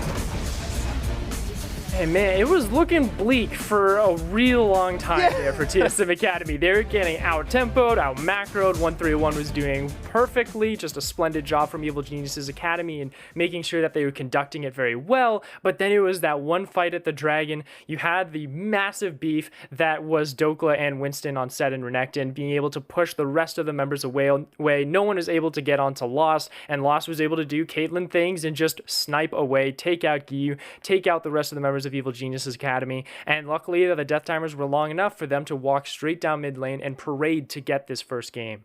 Yeah, I mean, looking back at this draft here to kind of recap this game, pretty solid, I think, from either side. Aurelia maybe a bit absent from this ban list more than anything else, but I don't think that's a situation they'll find themselves in again, especially blinding Zoe when Aurelia is up. I think was maybe something that just slipped the minds of TSM. True. I love what EG brought to the table draft-wise, but It's really hard to evaluate that game because, like, literally as they were pushing after getting that almost ace, they were still down 1,000 gold. And then the game ended and they were up about 1,000 by the end. Like, It was nuts, honestly, because the way that gold just swung, like they had a very, very poor Baron power play performance, and they were at almost a 5,000, 6,000 gold deficit during that time. And the fact that one fight swings the gold lead all the way back into their favor by 1K is really phenomenal for them to find all of those shutdowns. And honestly, it just tells you that, yeah, you can out farm, but if they kill you, they get that shutdown gold for you farming so darn well. So honestly, maybe calm it down a little bit, look for some more kills instead of minions. all right, we'll have a look at the mid lane matchup because that is one of the places we did want to highlight. And in this game, Gyu had Evolve's number, absolutely. I mean, it is a which I think is perfectly good, if not very good, into that matchup, and certainly a comfort pick there for Gyu. So I think from what you said, I don't think Gyu's going to get it again. No, the only reason that he would probably is if they decide, you know what, Lilia is a little bit of a bigger concern for us. Let's take that off the board. And Evolved is confident to say, I have an answer for it. We're not going to blind pick mid this time around. If Evil Geniuses decides to take either blue or red side, that is up on the table for them because the draft will fairly much tell if they decide to pull that Aurelia ban out or not. But honestly, you got to give it to Gyu for just doing so well on a comfort pick of his. It shows you cannot disrespect this guy. Yes, his stats don't look amazing, but his play is immaculate. Yeah, I will say, looking at those numbers, Evolves actually did very well given the situation he was in. So his goal didn't look good, but comparing those numbers there, Evolved actually did very well on the Zoe, which is something you highlighted in that final team fight as well. So perhaps maybe just happy to take the L there in the matchup, as you mentioned. We are going to take a look, though, at the first blood of the game, because it was a fun one, to say the least. It was a good old fun, real nice bout, to be honest. Like, it was a little scrappy, sure, but honestly, the fact that you're able to pick it up, I believe it went over to Set, honestly, for Winston. He was able to snag it. So for them, not too bad. It helps them keep up, but honestly, nothing really came out of it, though. Like, yes, you were able to grab it, get some pressure, but then Evil Geniuses was able to sort of swing it all the way back. Like, this is the whole Herald fight, Dokla jumping in onto Anda, and they try and find that kill. Matt creates that space. Kumo is way too far to do any kind of answering whatsoever, and as a matter of fact, it was Lost who was able to get it. Excuse me, as honestly, even then, like, it didn't really feel impactful. The Herald being taken was more impactful, yes, right, but the first blood going over to him didn't really do too much because it sort of told Evil Geniuses, okay, don't play against this Caitlyn, let's detour around it. And it was just one fight where Lost was in the game and decided, okay, well, I can survive against Gyu, I can take the rest of the fight and win it for my team. Yeah, I think this game did stall a little in the mid game, and EG actually took advantage of a lot of those situations. We'll have a look at Deftly now and just look at how good his stats were, because he is someone that is constantly putting up numbers for EG and is very important. Those are pretty good numbers. Let's say pretty good. To put it lightly. Yeah, and we were mentioning it before the series even started that definitely in Lost, this is one of those highlight matchups that we're going to be considering because of how impactful they can be. Definitely being more of that pillar, making sure that everything goes according to plan for Evil Geniuses, but Lost is always that wild card factor, right? And it really showed here. Like, yes, he was able to outfarm on the Ashe, and it put Lost in a really, like, sort of awkward position, being able to do the damage, but not being able to control lane tempo. And even though definitely did inevitably lose that game, did get picked off by Dokla in the end, you have other members who honestly, like with Treats as well, was just able to dominate on top of Winston being able to help peel away those members and make sure that Gyu and Anda aren't able to get to Lost. And speaking of Lost, his numbers speak for themselves with all the support that his teammates were able to give him. Continuing to, I'm sure, keep at number one in KDA. Massive amount of damage, huge amount of gold. Was really the only person on TSM that wasn't getting farming even or getting blasted by the opponent in their matchup. So, and I think when we look back at that last team fight, just thinking about it, like, Lost was the person that had to put in all the work to make sure that happened. Like, everyone played well to make sure that fight was won, but Lost, like, is required to do all the damage given the situation the team is in, and he made sure he delivered without a single death in this game as well. So very impressive stuff from the TSM AD with his old support beside him. Oh, for sure, right? Like I mentioned before, Dokla being able to get the Sterix and the Elixir of Iron, knowing that this fight would probably be the end-all be-all for them, it's nice, but if you have the beef but you don't have the damage, then really why are you even there in the first place? And that's what Lost was able to bring to the table. And if we do get that replay of that last fight, it's something that you create this huge space between Lost and the rest of the members of Evil Geniuses Academy, and it's just a nice beefy wall for him with Treach, Winston, and Dokla pushing them away, keeping tempo, and you have that sort of middle ground zone control from Evolved, who is able to find those sleepy trouble bubbles on the right targets too, to make sure that no one is able to answer him, and set up those cupcake traps as well to just obliterate them with the headshots. All right, well, a very fun first game, but TSM currently leads the series 1-0, but on the other side of our break, Evil Geniuses Academy will have their chance to tie it up in game number 2, so we'll see you in just a few. Verizon knows how to build unlimited right. You start with America's most awarded network, the one with unbeatable reliability 13 times in a row. This network is one less thing I have to worry about. Then you give people more plans to mix and match, so you only pay for what you need. Verizon Unlimited plan is so reasonable, they could stay on for the rest of their lives. You include the best in entertainment, and you offer it all starting at $35, because everyone deserves the best. This is Unlimited built right, only on Verizon.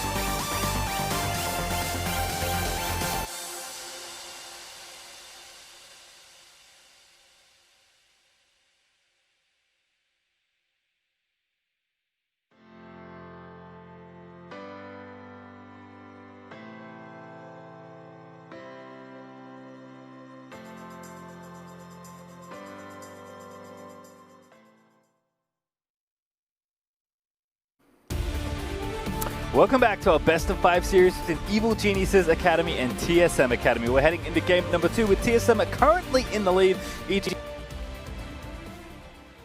Scoreline fool you. That was not a particularly dominant game 1 from TSM Academy. No, and honestly, it was a sort of different story to tell for Evil Geniuses Academy. The majority of their games usually actually end up in them sort of getting at a disadvantage, and then they're the ones that win the team fight, being all scrappy and chaotic, and then they're able to pull out the win inevitably with just a hard push for the Nexus. But with that all reversed and swapped around, it kind of confuses Evil Geniuses just a bit. Yes, they were able to get a stronger draft. Yes, they were able to do the 1-3-1 very well, but will they even be able to get those champions again? Like Lilia was way too strong, Giyuan Aurelia was way too strong, and them being on red side might just mean that with that counter pick availability for them, TSM will respect it and say, you know what, no Aurelia, no Lilia, go back to neutrality, want normal meta, please. All right, well, I can promise you this is not the same draft as we had in the last one, even though the sides and the current bans are the same. Galio, Nidalee, Graves, Morgana a bit earlier here for Evil Geniuses being taken off the board. They banned it in phase 2 in the last game, if I recall correctly, but probably just insulating against Caitlyn Morgana taking over the 2v2. Twisted Fate going to be banned once again by TSM, so no real changes. Evil Geniuses, we'll see if they keep banning the Akali. That was kind of the red side ban in phase 1 that stuck out to me from EG. Yeah, and possibly see if there's going to be a Caitlyn ban coming in here from Evil Geniuses. Like, they're sort of hanging on this third and final ban for quite a while, considering if they should take that one away or if they should ban that Shen instead, or as a matter of fact, possibly a Zoe either. But they go for the Gangplank anyways. I don't know if I fully agree with that, but hey, it does mean Akali goes through, and they steal that away from Gyu for TSM Academy. Instant Akali pick there for TSM. I mean, you know, you play Zoe getting beaten up by Aurelia in lane all along. Doesn't feel all that fun for Evolves. And even though, again, he has played so many control majors this year in Academy, kind of in his burgeoning pro career, the thing that stuck out to him most for me when I started watching Evolve play was at Scattergrounds, before he got picked up eventually by TSM. He was actually drafted by EG, by the way, as the first pick overall in that Honda Scouting Grounds. His Akali, which was a menace in the metagame at that time, was disgusting. So, like, yes, this is a player that is trying to, like, learn how to play pro and, you know, be a good teammate and be a complete player. But here's Akali and his Assassins. He's a Katarina player, of course. He knows his way around this kind of pick for sure, as Lux exhibits an O from Coco the Dragon. Yes, a big old O, because I'm curious if it's going to be just sitting into that bottom lane, sort of being a substitute to what Morgana does with being bindings and being shields and just providing that decent amount of damage and harassment in that bottom side. That's the most predictable way, but honestly, I'd always love to see if Yu decides to bamboozle us and throw it into the mid lane against Akali, which would be an interesting ploy. Nonetheless, they had a pretty creative composition last time around. Why not continue the trend? As a more traditional style from TSM Academy, they go ahead and grab the Ashe away, which was sort of flipped around. So we have a swapsies of marksmen for both these teams going into game 2. And honestly, if you go for any sort of safe jungler against Anda, it's probably the best bet, because that's one of the bigger deficits between these two teams is Winston's proactivity against Anda's proactivity. It's a fairly huge gap, and honestly, going with an early game Olaf might help sort of make that gap a little bit smaller and easier to jump over. Yep, TSM have kept it pretty simple for Winston as well. As far as champions go, he's often there facilitating his team, not necessarily carrying it, where Anda is a genuine carry threat on this side. It feels more like his mid laner is helping get him ahead, rather than what is typically the opposite. What has been the opposite, where the jungler helps mid laner get ahead. So there is that different dynamic between these two teams in that way. And with Lilia available, actually decides straight for Lee Sin, maybe trying to detect this Akali a little bit more. Yeah, might see if we go for a little bit more of a beefier jungle end. Like, they could possibly flex a Volibear if they decide to, going into R4. But even then, I'd rather have someone who has a little bit more, like, damage here for this top lane for Kumo. Like, I want to see R4 Renekton instead. Set's still available, so you could say, you know what, well, we could do a set mid and then possibly do a carry for Kumo instead if he's really feeling it. But at this time, honestly, I don't think there's anything that TSM Academy has to worry about outside of a potential Aurelia still on the board. Yeah, going to take LeBlanc out of the picture. That's been one of the more common counter picks to Akali. As you mentioned, there certainly is the possibility of Lux mid, although it's a little unlikely. Lux is surprisingly good into Assassin-like champions. Turns out having shields and a binding makes it really hard for Assassins to kill you, which is all they really want to do. Yeah, and if anything tells me about sort of the historical practice of these two teams, you will try and sort of go punch for punch here, might go for an aggressive style, like Aurelia still being available, could R4 that one. Renekton is still on the table as well for both of these top laners, and with the jungles both being filled out, it's a question of how much will TSM Academy allow Evil Geniuses to sort of create optimization and priority tools to help Anda out in that jungle, or will they be able to deny them, neutralize them potentially with some of these more stronger top lane or mid or sort of bot lane performances? Because we still have to get the support for treats. You could go Ashe Braum once again, which is an extremely strong lane, and you could still have a Renekton here once more. Like, I keep pushing on this Renekton. I know it's obnoxious, I know it's a meme, but honestly it's the best thing that I think Dokler can grab up going into game 2. I like Renekton R4 here a lot for EG if they want to go for that, but they are going to mix it up here and go for Jace. He's question mark? Was banned. Maybe? Okay. Last game, yeah, Jace for Kuma. And it was, it was banned from TSM actually last time, so I'm kind of intrigued to see how well he's going to be going into it blind, as a matter of fact. So it actually does sort of counteract these fighters as well. So a potential Camille is on the board because she has a better gap closing tool with her hook shot coming in and being able to get on there and then make sure that she can stay with that. But they decide, you know what, Shen might be a little bit better, say forfeit this top side, you can farm as much as you want, Kumo, I'm going to pay attention to this bottom side, and honestly maybe look for, I was going to say an engagement support might be great, like a Nautilus is still available, Leona is still available, all of those are on the table, and if you have a Shen and a Kali to just roam down to this bottom lane and dive, that's probably the best option for TSM to really get this rolling. Oh my god, they did pick Soraka! I don't agree with this, Pastry. I was really praying, I was saying don't talk about the hover, don't talk about it, and they just lock it in anyways. Throw all my points out the window. Treats, please help me understand this one, because now it just creates a sense of neutrality for this team, for TSM, and there's no real lane outside of mid lane unevolved to really double down on with Winston's. Lilia. Okay, there we go. That's the top lane Lilia for Kumo, I'm guessing, and then mid lane Jace for... Ooh, alright. Alright, okay. I like it. Definitely getting creative with their flex picks there for EG. I like that a lot. I also was trying to figure out, like, what on earth does Vladimir block? And like, and I completely forgot about Shen. I was thinking about tanks, and I'm like, no one cares about Ord. It's not on. But Shen, of course, being the big one that sticks out for not being banned. And with GP banned as well, I think it's actually really well positioned in this draft. However, there is an Akali, a Soraka, and a Lilia Ord in this game, so we should probably talk about that instead.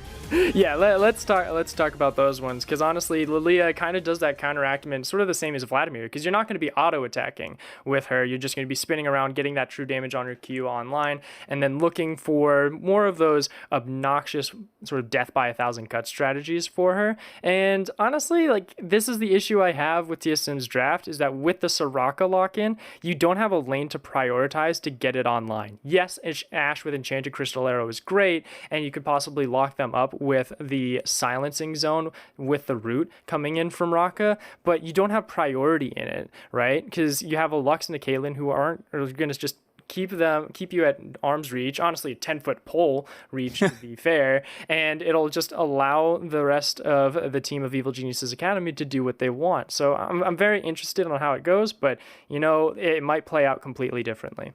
Did see the whole bottom lane as well before picking it here. I mean, unless they thought Lux was being flexed and they were last picking support, but had a pretty good idea that this was going to be it. And I know Treats does keep up a lot with, you know, different picks. I know he and Double If when he was in the LCS, they were playing Sona Lux that Cloud9 pulled out in the LCS a couple weeks ago. So Treats is definitely a player that has his finger on the pulse as far as what picks are viable and is always pushing himself to play more champions.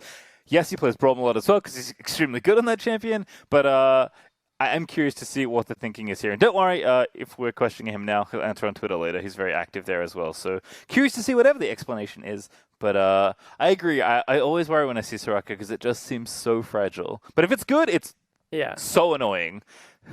For sure. And it's something where me thinking about going into a Lux Caitlyn, you can say, yes, it's long range, and you can play back as Soraka and just say, you know what, I'm going to throw out those Qs, try and stack that up as much as possible, see if I can go for some additional help and roaming with the jungle invasions that Anda will inevitably just start to throw out and prioritize in this bottom lane. But it doesn't really bring a valid argument or a strong argument, to be fair, because Lux has an extremely long range with Caitlyn. You can poke out fairly easily with them and always have that priority. So yes, you have that capability to sort of throw out and do a sustain war with them. It's not the strongest, and it's really honestly not the most advantageous for the rest of your team to just be sitting there and just giving priority over to the side of Deathly and Matt.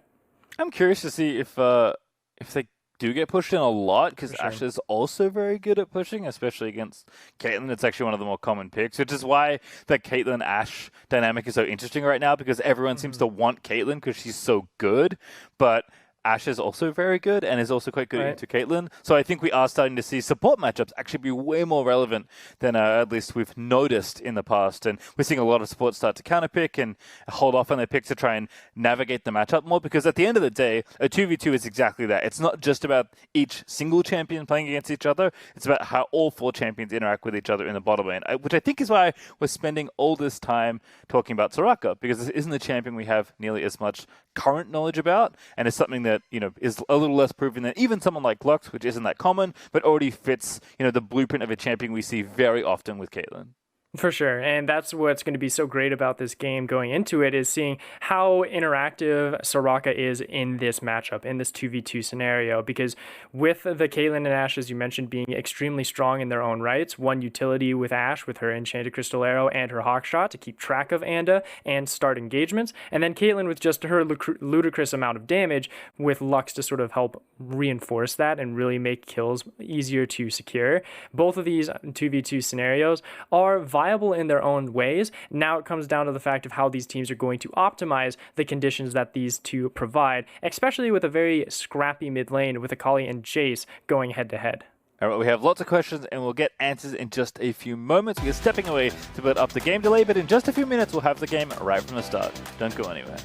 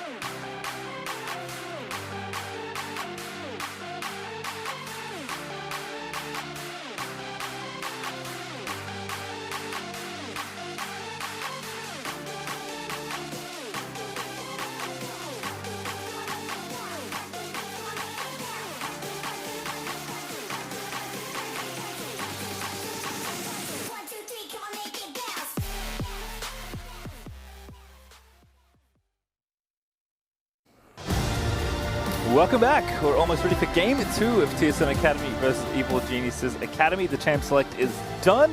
We got some spicy ones up and down the board, but we'll start in the bottom lane once again. If you're just tuning in, there is a Soraka in bottom lane there for Treats alongside the Ashe, and Caitlyn this time is being paired with Lux. So with some of the conventional supports being banned around, they're still trying to assemble strong 2v2s, albeit with some slightly different champions. Yeah, and we talked a lot about it going outside of the draft and through the draft, all around it, but it's just a mention of going from, yes, the stale ADC meta is great, we love Caitlyn and Ashe, now it's a question of how varying of a delicious support comp can we really make, and Soraka is one of those things, as well as Lux, that can make a delicious pick or kite comp, depending on how you build around it. So both of those, I'm going to be interested to see how they interact with each other and keep tabs on those, but the top side of the map really tells the tale of these two comps, where Lilia on Kumo tells, all right, we're going to do pokes and we're going to kite around you and try and whittle you away, death of 1,000 cuts, where Dokla and Winston say, you know what, we want to be scrappy, we want to dive you, we want to fight you, get really into your face, and then be able to take objectives once you're just completely gray screened and taken off the board. Yeah, as you can see, the team's fanning out across the rift once again. There will be no creative level 1 action, as all the teams are just going to chill out. Looks like Ander isn't getting any help. Dokla is going to get some there, but Kuma is already going to wander in. He's got the comment. He's ready to start spinning that branch around, but does not want to face check this Shen, which I think is very smart. Because if Dokla hasn't skilled the point and you get taunted, for sure the Olaf will chase you. Oh yeah, and you have no escape tools on Kumo. Sure, you go Q and you get some bonus movement speed while you hit people, but even then, you have the axe, which will just chase you down.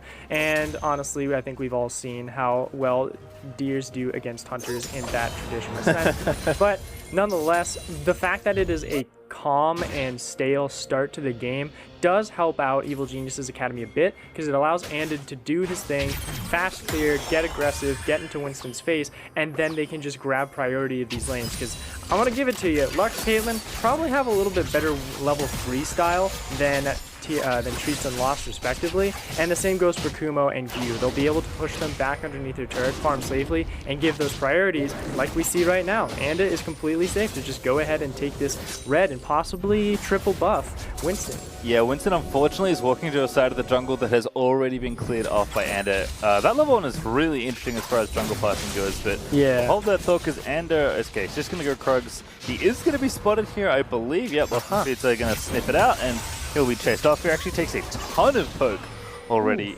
from the two bottom laners. Good call from the TSM Academy squad.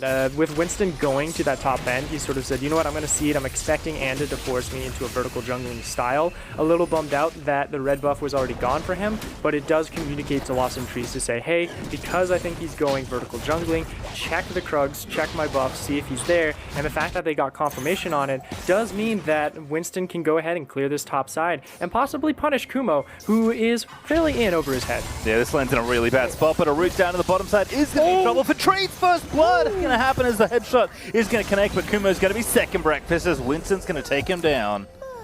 All right, well, a successful plan from both of these teams, and possibly we'll be able to burst him down even more. Oh my goodness. Weeshi there. Lost is in a very unfun situation, but nonetheless, the fact that both of these teams were able to get a kill onto either side of the map really helps them out, especially the fact that Deathly and Matt got a solo kill without any jungle assist. So here, let's look at that again. I was talking about the level 3 power spike of Deathly and Matt, and this is exactly the punishment that you receive. Oh, brutal kill there as Treats does fall down. Soraka is so fragile. Winston just with great pathing. Yep. Off the information that his team gave him by spotting Ander, whose extremely creative counter jungling has led to a little bit of a farm lead now for Winston, because he was able to take down at least one extra small camp, because the TSM duo lane forced Ander off. But the fact that he even got there is really cool. Like, a long time ago, we took off Lee Sin's ability to actually W allies, which includes minions. And I don't remember the duration enough, but Ander actually W to a minion, which normally would be revealed because the little shield would still be on there. But because of that change made a long time ago, Ander was able to take the fastest route possible to take that red. So even though he was spotted, which was also good for TSM, Ander with a very creative bit of pathing out, which is something he's certainly been on top of. This man has to study like almost every jungler in the world, I feel like. He's always got a new path going, as Kumo getting 1v1 by old Dokla because he ate a taunt and he hasn't TP'd yet. to spend some of that money. Unfortunately for him, Dokla on Shen just absolutely slaps with those Q charges as well on the sword, so he'll be able to really bully him out. I'm curious to see how well the Lilia pick goes into the Shen. Like, yes, he can will you away, but you kind of need some items to make sure that the AP scaling on your kit really comes into full effect and feels impactful, right?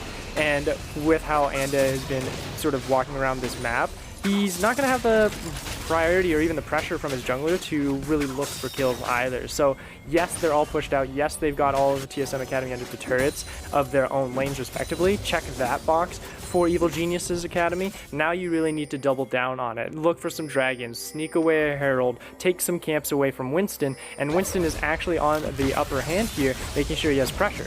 Matt's in trouble as well, got eaten by a couple of slows there, but there's Winston going to get shot up there, and a low, and he's going to be killed by Lost, and now Matt's in trouble. He does have his flash, he's surely going to be forced to use it here, but he doesn't go for it yet. Lost instead flashes in for the quick double kill, and now Giyu's down here looking for the sniper. Treats has healed everybody up to full, so Winston's going to go back in, maybe fancy a fight onto Deathly, and Giyu is way too late to influence this skirmish. I don't know why Evil Geniuses would go and try and re-engage in that fight. Like, you can see Winston's level 5. Anda should have communicated that he's level 4. There's no way that they can burst him down. They don't have an Ignite available either, so Treats can just heal him all the way back up. And you can't get the 1-for-1 either because of that specific reason. And now because you got in way in over your head, yes, Giyu is coming down, but it is already too late, and you lose that control on this bottom side. A lot of it going over to Lost, now being 2-0, grabs that BF sword to boot, so now you got Berserkers against double longswords and a BF. You're not going to be able to trade anymore, and that's what you needed from Deathly and Matt. To be able to do such a thing, to create pressure, it's going to be a lot harder for Evil Geniuses Academy to win back that bottom lane tempo. Bit of a preview on how good Lilia can be, by the way. Kumo is going to try and fish for the sleep setup, but Anda's here instead for the dive. Spins around, go to sleep, little Shen, and Anda is going to get the kill as Kumo going to jump straight on that Shen. Yeah, that's almost all Kumo right there. Like, Anda was still level 4 coming in for that gank. He got the bowling ball, got the sleep, and just thwack with the Eep. And great job from him in that solo lane. I was thinking of how interactive and punishing Kumo's Lilia will be. I think I got my answer, Pastry, as now we can see if we can possibly look for some pressure on this bottom side. Honestly, Winston should just sort of clear top to bot, maybe look for a reset and prepare for this Infernal Dragon. Evil Geniuses does have the tempo and pretty much the damage to catch them off guard and speed past for this objective.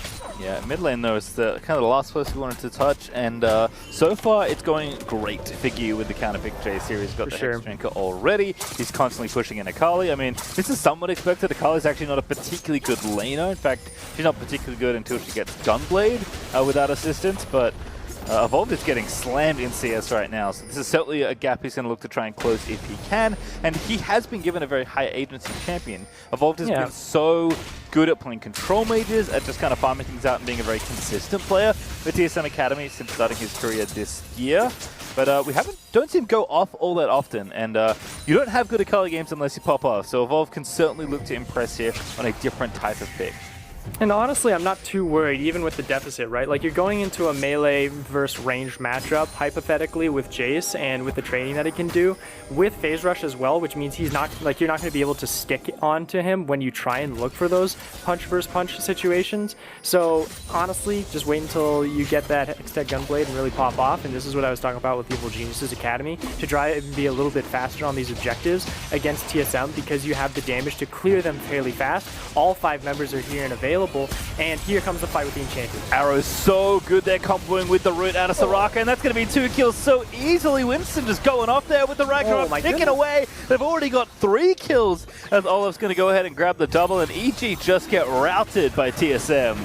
It was just TSM Academy taking the fight and using the composition that they need, being scrappy and diving straight into the face of Evil Geniuses Academy. They didn't have the tools to disengage them properly. Ragnarok came in, denied the Dragon's Rage kick, and looking back at this one again, it is all on Lost in Treats, keeping Winston alive, just dishing out the pain.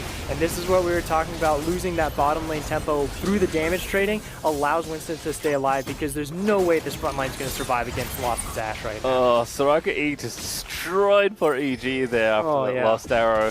So I think Anna got caught in the collateral and was the second root and the second kill there, followed by the third that TSM were able to get.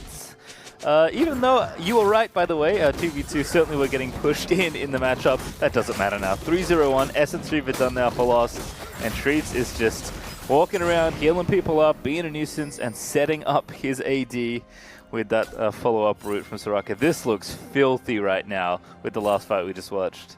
And a methodical strategy here from TSM Academy saying, you know what, we've got that tempo pressure. We don't really want to deal with Definitely and Matt as much as we need to, so just go ahead, rotate to this top side, prepare for the Herald. We have the scrappy fight comp, so we should use it. Look to contest these objectives when Evil Geniuses doesn't have the time, nor the preparation to really be ready for these fights. And Winston already has the Ragnarok available once more. He has the Cinder Hulk, and there's the Crystal Arrow looking. Oh, it's just so gross. Goodbye, Matt. Lost is going to take him down. There's just arrow into root. I mean, we talk about Morgana, Caitlyn, or in this case, Caitlyn Lux being good at locking people up. When you nail arrows like that, it's pretty easy for Soraka to follow up with her CC as well. Winston even going to go ahead and take the Rift Herald, and he was kind of invisible in game number 1, but certainly not the case here. 3-0-3, grabbing the Herald, destroying these early fights as well. Everything is going right for TSM. And this is perfect play from them to just completely play around Lost on this Ashe. With the Essence Reaver, it's only the pickaxe that Deathly has for himself, and the damage is just there. The damage just completely obliterates anything Evil Genius's squishy comp even is able to provide, and it's giving me a nice argument now for why Treats picks up this Soraka. Sure, it's not good trading in a 2v2 situation, but if you already have that advantage on Ashe with the items, with the damage output against Caitlyn, it sort of nullifies anything that Definitely is able to do. And sure, this dive might be possible from Anda and Kumo, but you still have so much pressure on this top side that you need to answer for. Yeah, Wolf can't come, so there's actually no one to help Dokla, so I'm surprised he's sticking around this long. I think he thinks he can maybe outplay, but he's going to go to sleep. Puts up the Spirit's Refuge, going to get bunked on there by the Lilia W. Nice Even wish. now down here as well, Taunt going to miss. Good wish there from Treats, as you mentioned. That is the global that TSM had access to, but Dokla is going to fall. But top lane is where the trouble is going to start. Definitely going to get flashed on there and taken out. Now Matt going to be the next one on the menu. Does have his flash this time. He uses it early.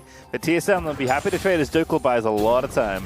They were looking for that dive on the bottom side of the map to try and get a kill onto Dokla to help relieve some pressure from TSM Academy, but Evil Geniuses, they just don't have the safety in this side lane of Deathly and Matt. Lost immediately jumps onto them with the help of Winston. Once more, the cooldown on this Enchanted Crystal Arrow is just insane right now, and they're able to find more kills, making it an 8-3 differential kill-wise. And sure, it's only 2,000 gold, but a lot of that is just dumped right onto Lost and Treats, grabbing some more damage to just keep this tempo going. Yeah, Rift Out dropped there by Winston as well, so they take the top outer, they get the first brick, they knock down a pretty big amount of health on the tier 2 and top lane as well, and look at that gold, 1,500 ahead for Lost. And for Winston as well, he's got about 5,600 to the 4,000 that Anda has, and this is just not the game for Anda. I was thinking of a more aggressive style, and he is just not being able to provide it ever since the bot side Dragonflight went awry. And this is just disgusting to watch, honestly. There's nothing else to break down about it. It's just Lost is optimizing his lead. He's finding those picks, making those plays, and Treats and Winston are just there to reap the rewards. Rank 1 arrows back up, by the way. Essence is working overtime. As Lost has not missed on camera, I believe, as far as arrows go. Hawkshot also going to get some action there in the top side. Checking to see if Anda was hiding out in that little brush, but he is not. Definitely met in the 2v1, however. Very effective here, pushing things down, but they are going to lose mid-outer real swiftly if they can't do this particular push with haste. Okay. I'm curious to see if Anda will go for this dive. I don't think you have the damage there, though, because you don't have any max HP shred like you do with Lilia when you try and look for a dive with Kumo to assist on it. And now with the rotations that TSM Academy has, where they're just throwing Lost and Treats into this mid lane, saying get as many turret plates as you possibly can, Kumo doesn't have the mobility. Oh, see you later. Oh, answer the evolved here. So well played there by Evolve, just cleanly keeping out of Lilia's range and then all-inning at the right time. That is, without a Gunblade, actually stopped off at Seekers because of the 1v1 matchup. So had no MR at all for that 1v1 and just deletes Kumo from the bottom lane. As the second Dragon's going to go over to TSM as well. Now mid lane Lost, he just doesn't miss these arrows. He flashes in. Treats are there to protect him. He's probably fine here. He's Dokla riding in on the stand. United is going to mean that EG cannot fight. But this time, Lost hits an arrow and doesn't get a kill, which has been a first. so far in this game. And constantly pressure from TSM Academy, getting that dragon moving straight to the mid lane to try and find more kills, open up this game even more. And thankfully for Evil Geniuses Academy, they're able to keep the gold tempo fairly close. But honestly, I just see the Leandri's Torment just bought on from Kumo. I look at the rest of the team and it's like, okay, you got Warriors Enchantment for Onda, sure, but you have no survivability here from any of the members to stay alive against Lost and Treats. There's a Hex Drinker on Gyu, sure, that's great, but that's against Evolved, and they're just throwing Evolved into other situations. Honestly, sure, I'm going to see Evolved come down and he's going to butt heads with Gyu for a little bit, but they should just reply, swap it around, make it to where you are contesting Kumo more, because seeing that solo kill onto Kumo is just the best treat for TSM Academy to have, and swapping that just really amplifies the pressure. Yeah, we've seen again Gyu be really good on Assassins, picking off side laners. Evolved showing similar prowess there in that last engagement. Doku also just hanging out, you know, taking his lumps there. Been weak side top lane, everyone's been hanging out. He had 3 people there briefly. Kumo's got like a 30 CS lead or so, and Dokula's just going to go ahead and contest the Grump. Lilia passive is going to give that 105 gold over, as Dokula will not be put to sleep this time around. But again, he's just chilling out. Yeah, I don't like that they're sitting in this lane. I really want to see a swap because this is going to happen with Anda saying we have the damage to actually burst down Evolved underneath the turret. They could look for it as well, but ooh, Evolved just trading blow for blow. Level 11, he gets tagged. Real nimble. Yeah, this is a bad time here. The kick, though, is not going to come in time. What an arrow from Lost. Here comes the Shen just in time to stand united as Evolved is going to execute poor old Gyu, and Lost, unstoppable and well-deserved, is going to take down Anda for the 1-2 punch. And what an arrow from Lost, saving that entire dive for TSM Academy and just destroying any plan that Evil Geniuses had for that situation. And now it's just absolute domination here in the second game, and just riding off the back of what was just a single dragon fight in the favor of TSM Academy. This scrappy composition that they cooked up was questionable at first in that bottom side of the map, but they've found that wound, they have patched it up, and they are stronger than ever.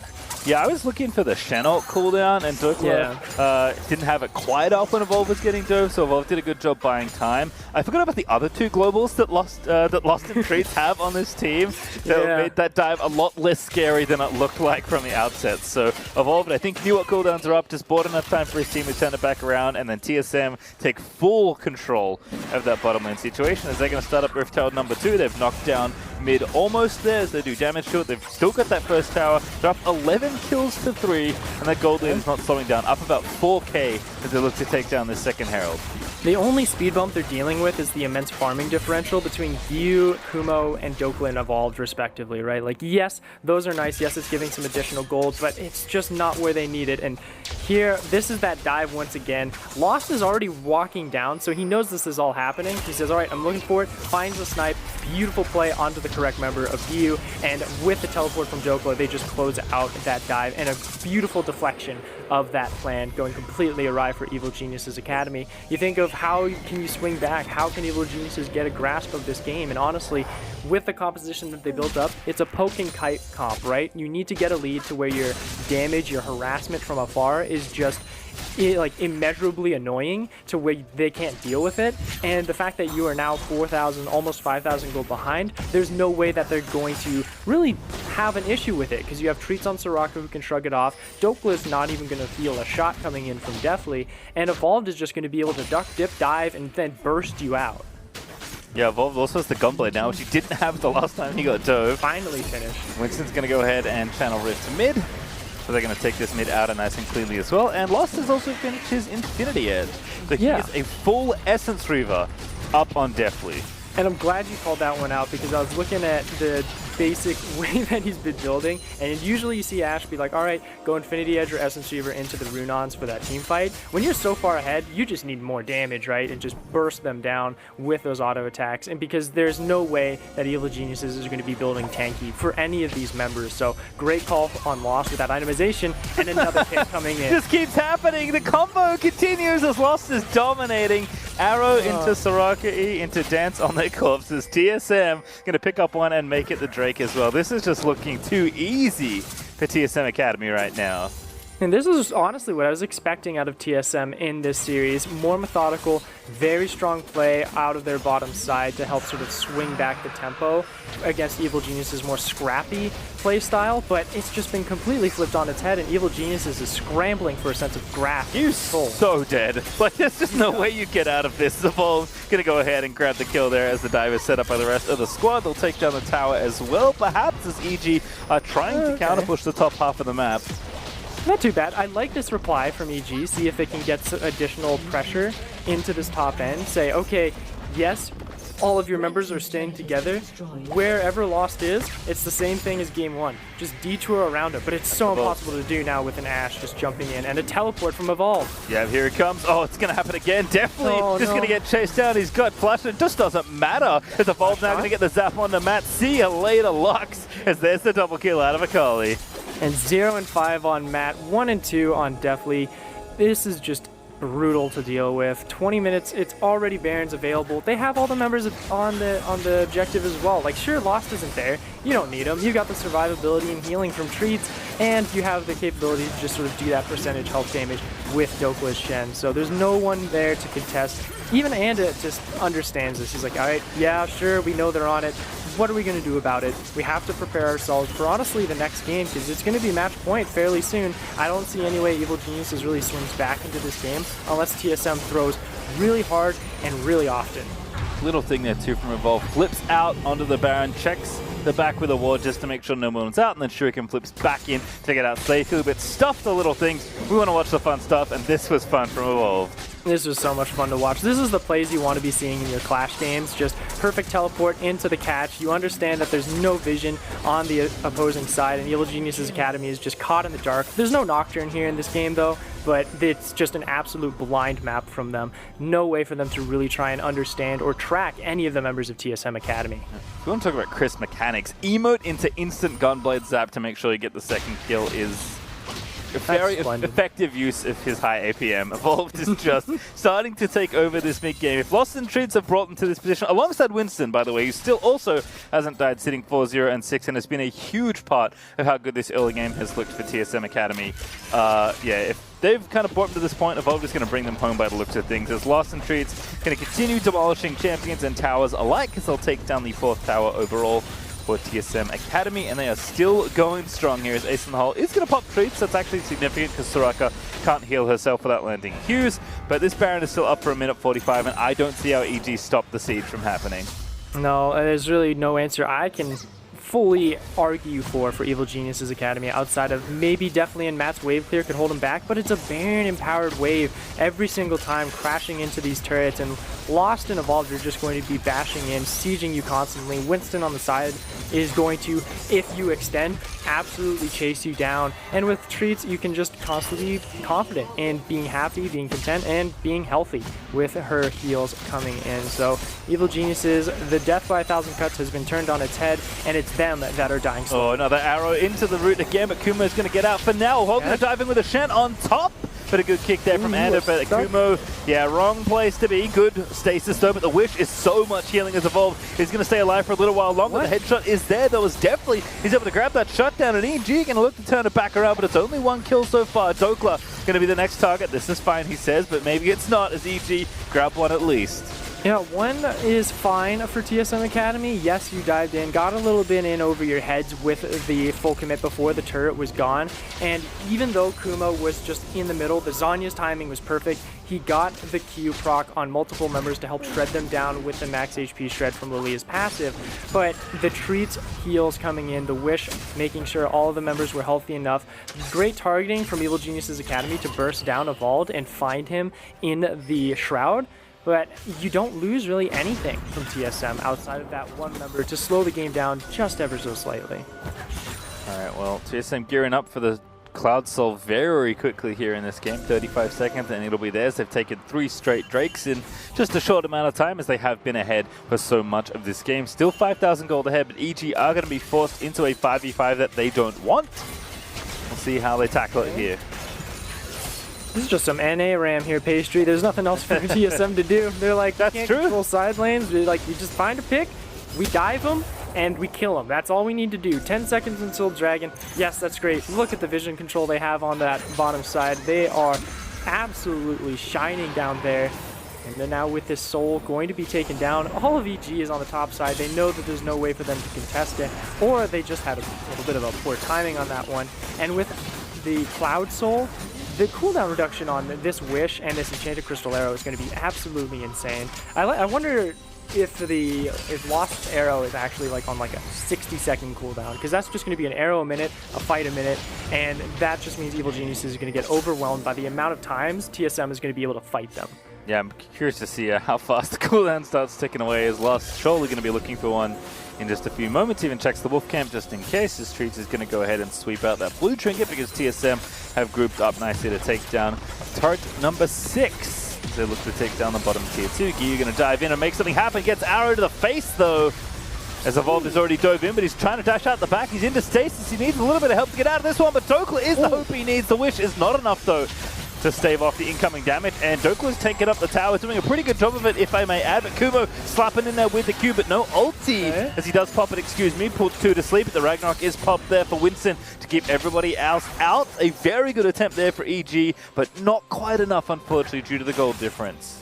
And one evolved for one turret is the trade for TSM Academy, and they just go straight back into it. 16 kills to 5 and an immense gold lead. Sure, it's 5,000, but with the team composition that they have, 5,000 is just enough for them to really take this game by storm. And it's been doing so for the past 15 minutes, Pastry. It is insane how well they were able to take their advantage, and all of it just coming off of that dragon fight. Like step 1, it was they had the pressure on the bottom side. Definitely and Matt were already, in a sense, in a good state.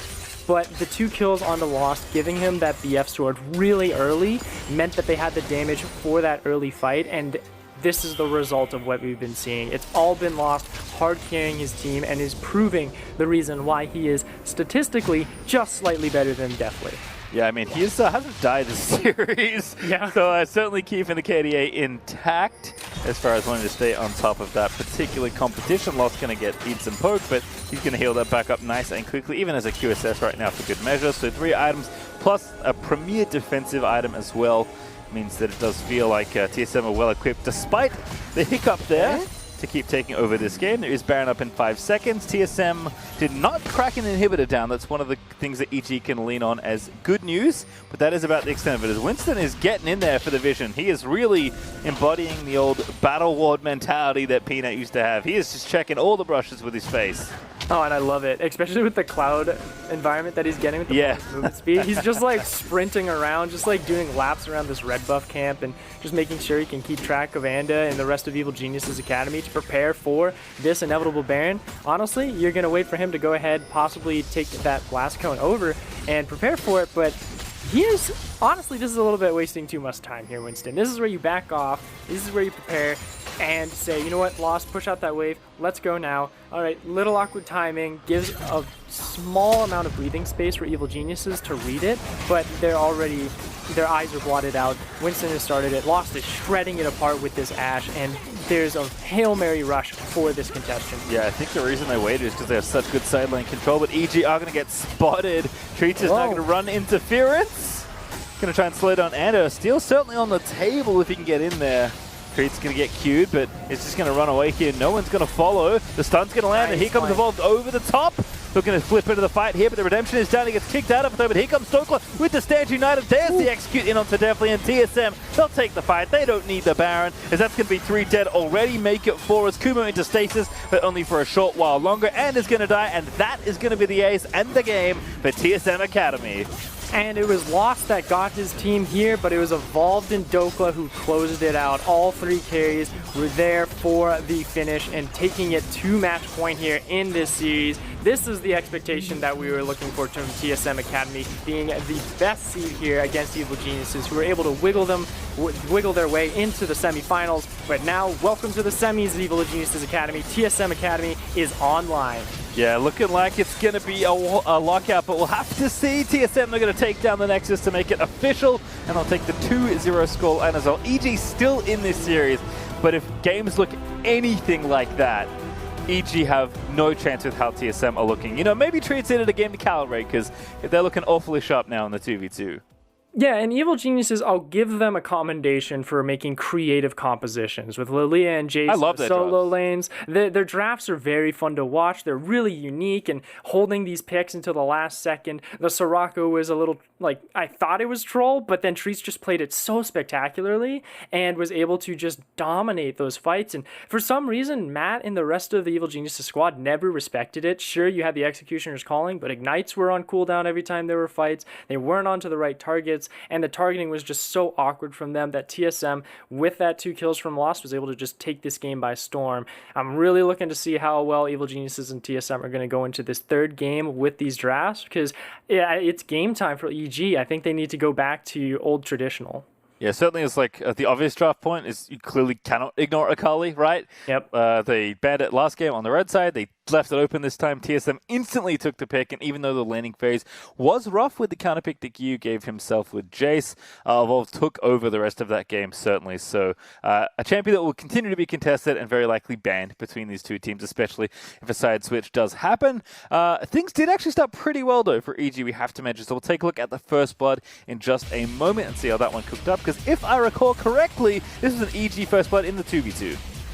Yeah, and it was at that level 3 power spike where Definitely and Matt had all of their tools online. They had the capability to have that trading potential with the shields and the lockdown. And this was Kumo just sort of being way too aggressive and in over his head. Like, we had a great call from communication from TSM Academy saying, hey, And is going to be trying to do vertical jungling. Let's spot him out. Cool. We know where he is. Winston gets control of the top side. And Kumo, or the rest of the Evil Geniuses, whether it was a communication issue or just like an ego issue from Kumo, really didn't respect the fact that Winston was there and lost his life in the process. So this time around, I'm looking to see if they're looking for a more like well-rounded composition, because this pick comp just did not go well. This team fight. I remember this one. This was one of those dragons where TSM just did everything right. I mean, that to me was the moment where I'm like, oh, that's what Ashley does. That's pretty good. Yeah, I think we should play that more often. I'm going to be playing that in some duo games when I get offline. But in the end, like, you looked at that fight, and you say, all right, what were the items on all of the members? Like, Lost had that BF and double longswords, where it was just a Berserker Greaves on to Deathly. So there was not a lot of damage, especially with the fight being so spread out already. That plays into the scrappy and brutal composition that TSM Academy had already cooked up. There was no way for them to create space on Evil Geniuses Academy side. So from there, it was just a recipe of disaster for them, and TSM Academy was able to take that and really run with it. And we saw the stat set briefly. I do want to again commend Winston for out-jungling Ando after getting destroyed by the Lily in game number 1. Like, the numbers almost reversed after 2 different games. And even though TSM did win the first game, it was very close. This time around, Winston got the edge in the jungle matchup. Ando had the option maybe picking something else, but didn't seem to have a good answer for the Olaf. And Winston able to take over there. But of course, the hero of this series for TSM, we said his name so many times in this game. It was Lost. He just played so good. And the amount of arrows he had, we could not fit into one clip, so we'll just bring you a single arrow instead. This is probably the best one of the game, though. Yeah, this was the best one by far. Being able to deny the entire dive strategy that Evil Geniuses had cooked up to try and get a sense of control back into this game, all being thwarted by those arrows, and just pick after pick after pick. I wonder how big that quiver is on that Ashe right now for Lost, because it is Legolas level of accuracy on him. He is just doing so well. Evil Geniuses now is backed into a corner of saying, all right, well, we can't give him Ashe because he played so darn well. We can't give him Caitlyn because he created so much space, and TSM Academy played really, really significantly over Evil Geniuses in game 1. So now it's saying we're backed into that corner. We need to find a winning bottom lane again to have that recipe of success for Deathly and Met. And we have to answer this issue in the top side of the map where Kumo is just never really able to overwhelm Dokla, and same goes for Gyu and Evolve. There's just no sense of advantage in these solo lanes. Yeah, I'm very curious to see what sides the team has picked, and we'll get into that as soon as we know. But yeah, we have to worry about Akali. We certainly have to worry about both sides of the common bottom lane matchups now, so whether that's fixing support or trying something completely different and banning some of those champions, it remains to be seen. I did also get word, thank you producers, that blue side was picked for EG, which I think is a smart one. You probably need to start, opening up some of those strong first picks for yourself here, so they are going to go ahead and move things over. Yeah, and I think it's the best timing as well for them going into Game 3 on match point. You need to get those priority picks. You had Caitlyn beat you. You had Akali beat you now. Get control of those. Maybe get a strong advantage early game jungler again for Anda so he can really shut down Winston once more, who was able to piggyback off of Lost and Treat's success. And you haven't had great success in the counter pick rate either. Like, they're just sort of going to the wayside. Sure, you can still counter pick the setup on the bottom end and make sure Definitely and Matt get a winning advantage. But with the neutrality that's been happening in the solo lanes, as I mentioned, is something that you can sort of sacrifice to get that first priority pick. All right, with that victory, TSM has brought us to match point. The series isn't over yet, but it is looking like it may be shortly. So we're heading to a quick break. When we return, we'll dive into our pivotal game at number 3. We'll see you here.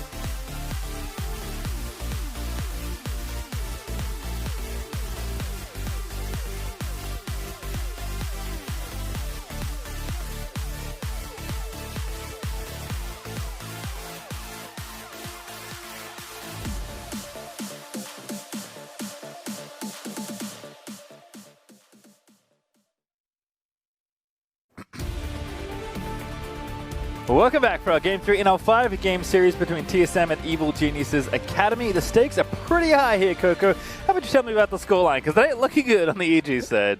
Man, it is looking pretty rough for Evil Geniuses right now. They're going to have to pull out one of their ingenious luck strats or something into this Game 3, because that last Game 2 was not a really competitive one, to be fair. Like, it was brutal. TSM was able to find an early advantage, and then from there they had global ults just on cue every single time, one after the other, being able to set up those fights, set up scrappy dives, set up objective contestants, and obliterate Evil Geniuses off the map. Yeah, just, I mean, everyone played excellent. Like, Winston had a good game, which is definitely not what happened in game number 1. Lost and Treats got 2v2 first blooded and then completely styled all over that lane, and then the rest of the game. Dirkler did his thing and played weak side like a well-behaved Shen, and Evolved got blasted in lane in farm and then didn't die and popped off and killed everyone. So yeah, I would say it went pretty well despite some perhaps early game hiccups on the TSM side. So we'll see what draft number 3 has to bear here as Ash is going to get banned. That's a telling sign for EG. And Shen too. Both of those globals just take Love off the the Caitlyn board. ban. And Caitlyn as well. So we're going to be seeing something new in this bottom lane. I'm liking the fact that they are spicing it up. I was a little bit concerned if TSM was just going to say, you know what, if it ain't broke, don't fix it. But it does let the Nidalee through. It They does. might lock that in for Anda, really give him some power play and some counter jungling style. I do like that fact. We were talking about, you know, going for that priority pick, picking blue side, get a strong jungler for Anda, and then really get a winning bottom lane for Deathly and Matt. Already, the recipe is looking good. I assumed that Caitlyn ban was a reaction to the Ashe ban, which if so I really like from TSM. Oh, center as well here from Lost. This man is just all over these meta ADs right now. Long range, like solid laning phase, can let Treats kind of get unlocked and get aggressive if he wants to. Does seem like, despite again very limited practice from what we've heard, Treats and Lost feeling right on the same page again. Is that just going to take LeBlanc here maybe? Bold strategy evolved if you're going LeBlanc blind. Like, you have Syndra still available, you have some tanks that you could run into the mid lane if you so choose. So this is, honestly, if there is a game to be a little bit greedy, be hasty for TSM Academy, this is the one where you're on match point. It's 2-0. Like, you can give a game if you want just to give Evil Geniuses a sense of hope, but blinding your Senna allows what I was talking about EGA wants, right? Like, they want to be able to counterpick this bottom side of the map, get something advantageous, and Jhin is a pretty good answer because he fits with a lot of aggressive supports for Matt, and you have a strong pick style composition with Anda's Nidalee. Yeah, Jhin here into setup will be a fun one to try and track. See if Matt wants to take a support here as well, or if he is going to move himself down in the pick priority. It doesn't seem like it here with the Nautilus being hovered. But this is going to make Giyu's life a little rough potentially in the mid lane because he's going to likely lose some champions here in the phase 2 advance. But Nautilus is selected, so presumably going alongside the Jhin for the 2v2 matchup. And TSM also, same question. Do you pick your support here or do you wait to try and get something else now that you want a little bit more priority over? I think seeing the whole bottom lane, you can probably happily counterpick here as Treats and be just fine. About 5 seconds for TSM to go ahead and make that decision. And it's Olaf, which I also like. Okay, all right. If there was going to be a support being locked in, I would have thought maybe Tahm Kench, right? Like, you could go either farming or fasting Senna, whichever you so choose with him, and because it's just that disengagement to diffuse the aggressive bottom side of Deathly and Matt, it would be just fine there. The Olaf being locked in, though, does give me a little bit of comfort for TSM because it's something that's familiar for Winston. He doesn't have to worry about it too much, and he showed really good communication in game 2. So if it ain't broke, just keep running it through. Still very strong duelist in the early stages, so they can contest those neutral objectives. So now it's all on this top side of the map. Both of these teams are going to be vying for that top lane control. Volibear already taken away from Kumo. Braum is taken off, so you don't have that safety in the bottom side. I'm expecting maybe a Tahm Kench ban here from Evil Geniuses if they don't want that diffusion, and then a Renekton once more from TSM Academy to really double down on that top lane advantage. Yep, just picking on Kumo. Actually not afraid of whatever Giyu is going to maybe pick here. Perhaps Evolve feel like he has a pretty good foothold on how Giyu wants to play these lanes. A Braum ban here away from Treats. We'll see if there is another support ban incoming for EG. I also think that, like, if you were to ask me what do I think the biggest mismatch might be in this series, or at least if each, like, what's the one obvious place where EG can exploit, I think it would be the jungle matchup. So I do like giving Winston a bump in priority there just to make sure he feels comfy. But GP is the ban away from Dokla, so what's the pick now for TSM as they will have to take their 4th champion here? I don't agree with that GP ban. Like, yeah, you take away the sort of blind security pick, but we've been seeing not just today, but also like the entirety of this week in multiple regions that GP is sort of waned in his power sense. And with Leona being picked up, yeah, it's a counterpick into Nautilus, but now you're sort of fighting fire with fire. So yeah, I could say maybe with the confidence boost that you have from a 2-0 start into the series and being on match point, Leona sounds really appetizing. It's now a curiosity check for me to see how well Treats and Lost are going to be able to dish out and go blow for blow against Deathly and Matt.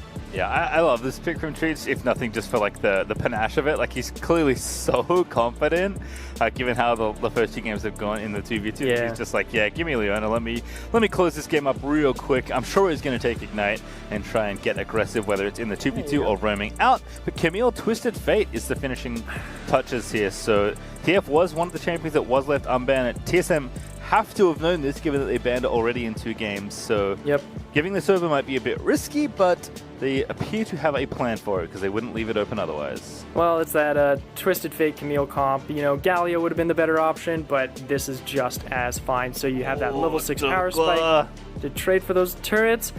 He's doing it! All right, sweet. Nice lock-in. I was waiting for it, and he goes in to fight fire with fire. So TSM is really sort of flexing their muscles here and saying, anything you can do, EG, I can do better. And these compositions are almost exactly the same.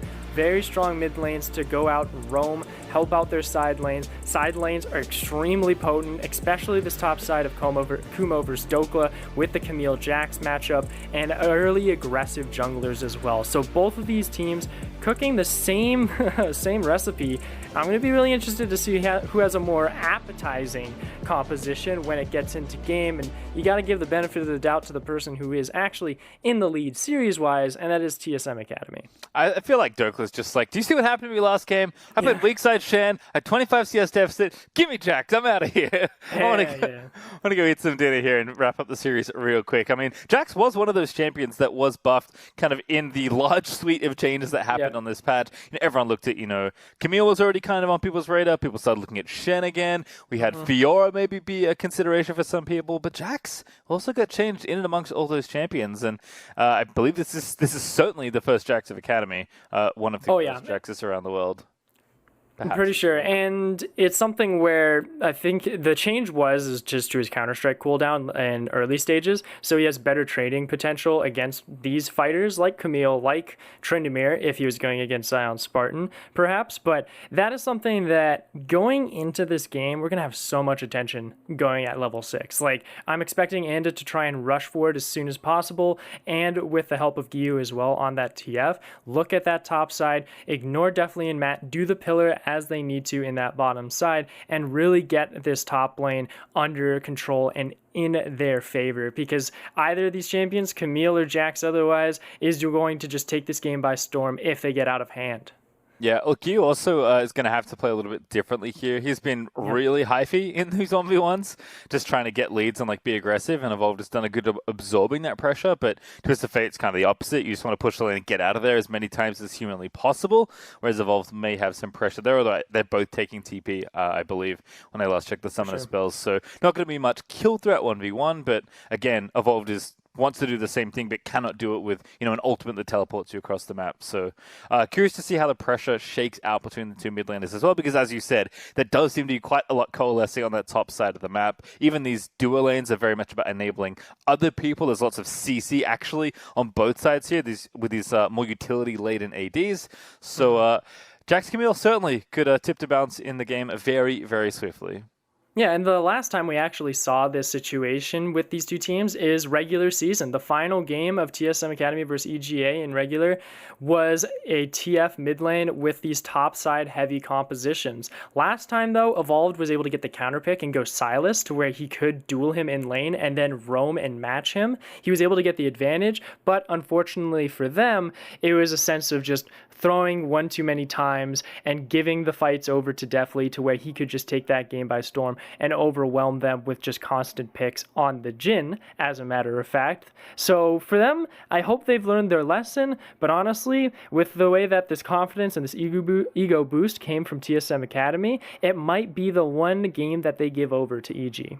All right, we'll have to see, because confidence must be high for TSM, and EG must win all 3 games to keep themselves in this series and in playoffs. So we're stepping away to build up the game delay, but when we return, we'll be getting this match started, so don't go anywhere.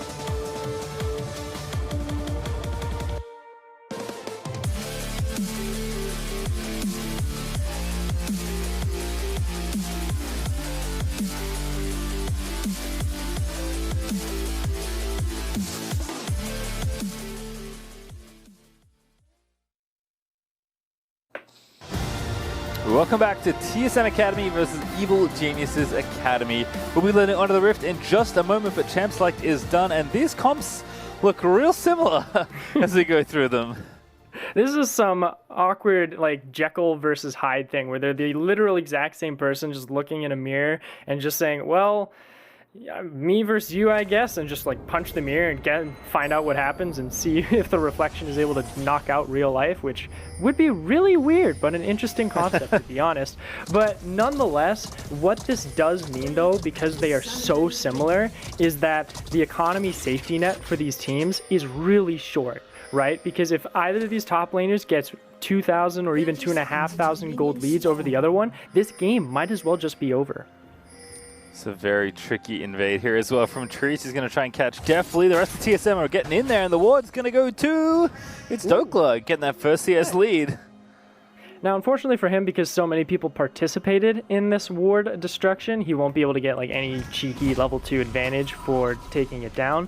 But it does mean that they do smell the blood in the water, and Anda and Kumo were able to get that ward right at the chicken bush just to make sure they can keep track of Winston. I also like this from Kumo as well, sitting in that tri-brush to see if Dokla was going to walk through it. Nonetheless, it does not happen, so he's not going to try and do anything too aggressive. I eat my words. He goes straight back into it so he can get that early auto attack trading if Dokla decides to be a little bit more confident with walking into the lane. I like TSM's level 1 setup here, just double checking that no one is in there, at least going for a level 1 play, just trying to mix things up nice and early.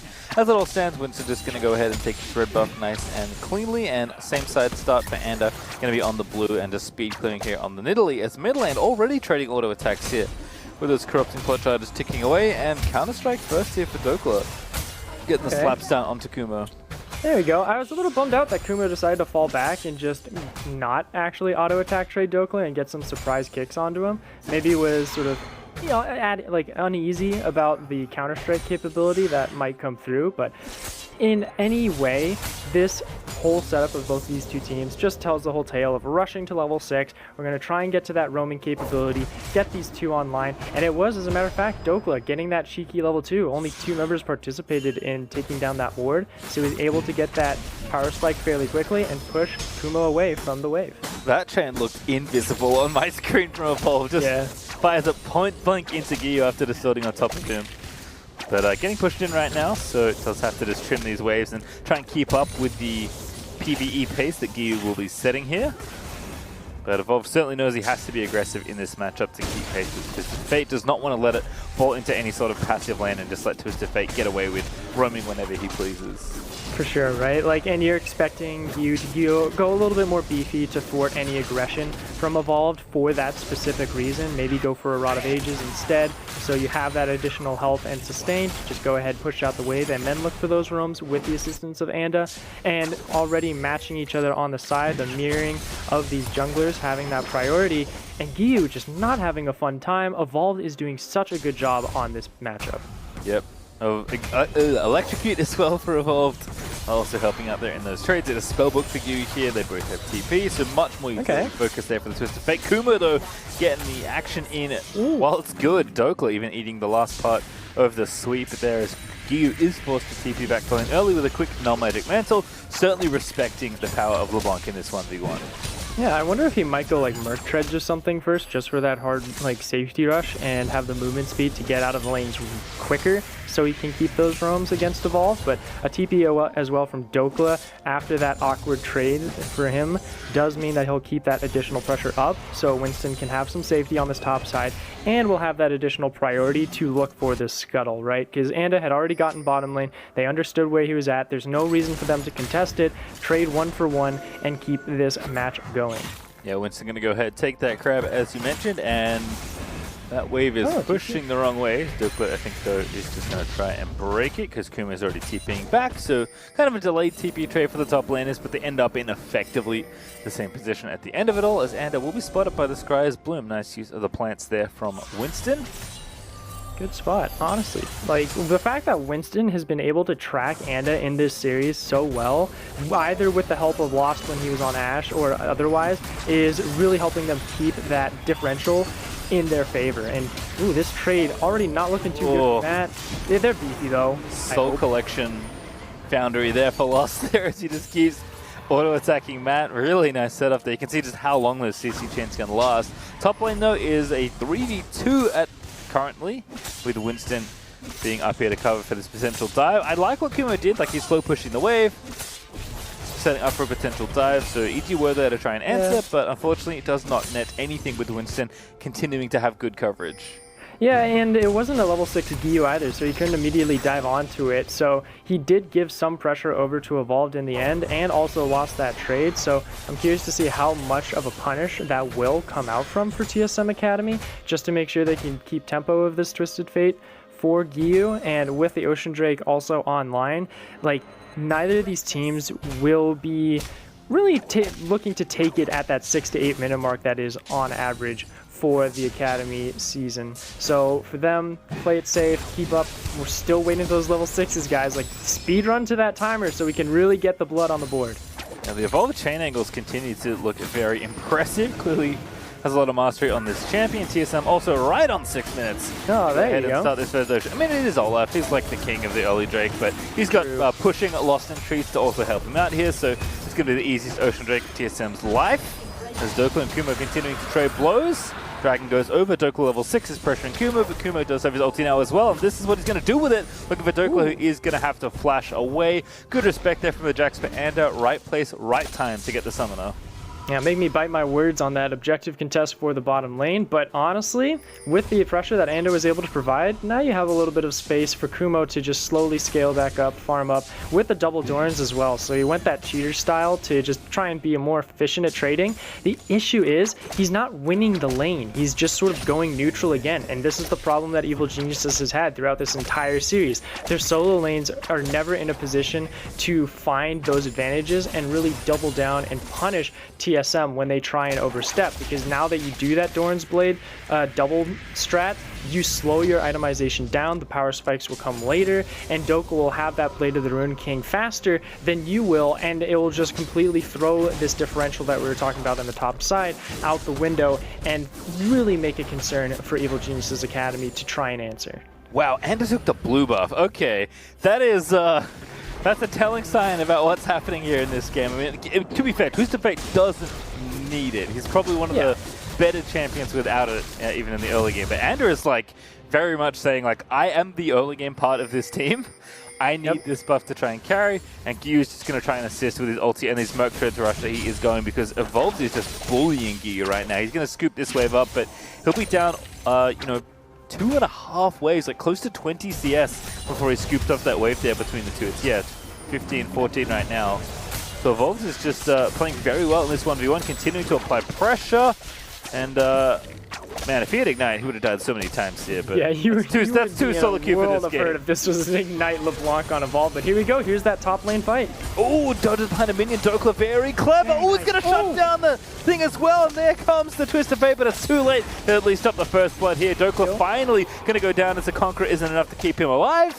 But the cavalry is arriving, but not in time. Nice trade there for EG. And honestly, Evolved, with the pressure in mid lane, with the assistance of Winston sitting in this river, made sure that you could not roam up in time to save Kumo's life. And the 2v1 goes in favor of Dokla, grabbing that Bilgewater Custless now, and this is the power spike that I was worried about. The fact that you go that cheater strat of double Dorans, now you're an item behind, and these trades going on the bottom side are now... It doesn't end! It doesn't end! The CC chain doesn't end! Lost is going to kill Matt with a perfect setup of skill shots there for Treats, and TSM are off to the races once again. It's looking like game 2 all over again, Coco. Oh man, I was really looking for a strong start from Deathly and Matt, but that just went completely out the window. Treats just destroying him with his counter matchup on Leona, and this is just a brutal replay. Yeah, there's nothing else to talk about outside of the fact that Dokla's counter-strike was immaculate, just wasted so much time, provided so much deflections, and just completely turning that fight on its head. It's even worse when I look back at it too, because Kumo flashed, and the reason he flashed, because if there was a ward in the middle brush there, and if you get out of vision of a buffered auto attack and you get out of vision, it won't connect. Unfortunately, he didn't make it. The brush was a little too far away, given how short the flash is, so he died regardless of the summoner spell being used. So, lovely attempt, but just the details not working out there as Doke was able to scoop up the first blood. And even though the roam for the trade was good by EG, you said it at the top of the game, Cole, where these are the kind of games where, because the comps are so similar, if the game starts snowballing, it doesn't take much for it to go completely pear-shaped. Yeah, and it's one of those situations where you're saying, okay, the team has a 2K goal difference, like globally. That's not something to worry about. This is one of those games that you really have to be worried if 2K goes awry. But Dougla getting caught in the river, giving a kill over for free would not be the best way to swing this over. Good work from Anda. Yeah, great catch on that. Flash Q did have to burn the summoner, but he is able to get the kill, so the gold is going to stay a little bit closer. Okay. A few hundred now between the two as the pressure is continuing. Gio and Matt trying to push in this mid lane. Alright, and we have Dragon coming up in 40 seconds. I can already see TSM is planning for it. You had the Herald taken from Winston. He can go ahead, throw it in mid lane, shut down Gio even more, or you could drop it in this bot side and give Lost in Trees a lot of turret plates for themselves, as giving that pressure to take this Dragon without any issue. Not to mention, definitely doesn't really have the best wave clear, so this is going to be pretty much a free turret, at least a couple plates there if TSM decides to really double down on it. They're just waiting for the perfect time to do so. Unfortunately, the Demolish proc could not be completed there for Treats, but they'll go at it again in just a moment. Dragon up in 5 seconds. Okay. TSM already positioned, like you mentioned. Dokla does not have TP, though, so going to have to do a bit of extra work if TSM want this Dragon. All right, nice here from Anda being able to sort of sneak in. Unfortunate that they were caught out on that ward at the very back of the Dragon Pit, but nonetheless, TP priority is on Kumo. Oh, nice sneak him in. I love that. Using the Shroud there to sneak Treats in. He's going to have to flash here, though, because the Jhin ulti and the rest of EG are coming in hot. Kumo looking for the lockup in the cage and does indeed ultimatum Treats. There's the center ulti to try and save the Leona, though, but it's not enough as the root does hit under 3 with the follow-up there from center, but no kills forthcoming for TSM. It's all EG right now. Well done from EG. You saw the teleport coming in. TSM disengaged fairly well, but you just cannot run away from a Camille with that hook shot. Just really covers so much mileage and is able to lock down Trees with the flash already being gone.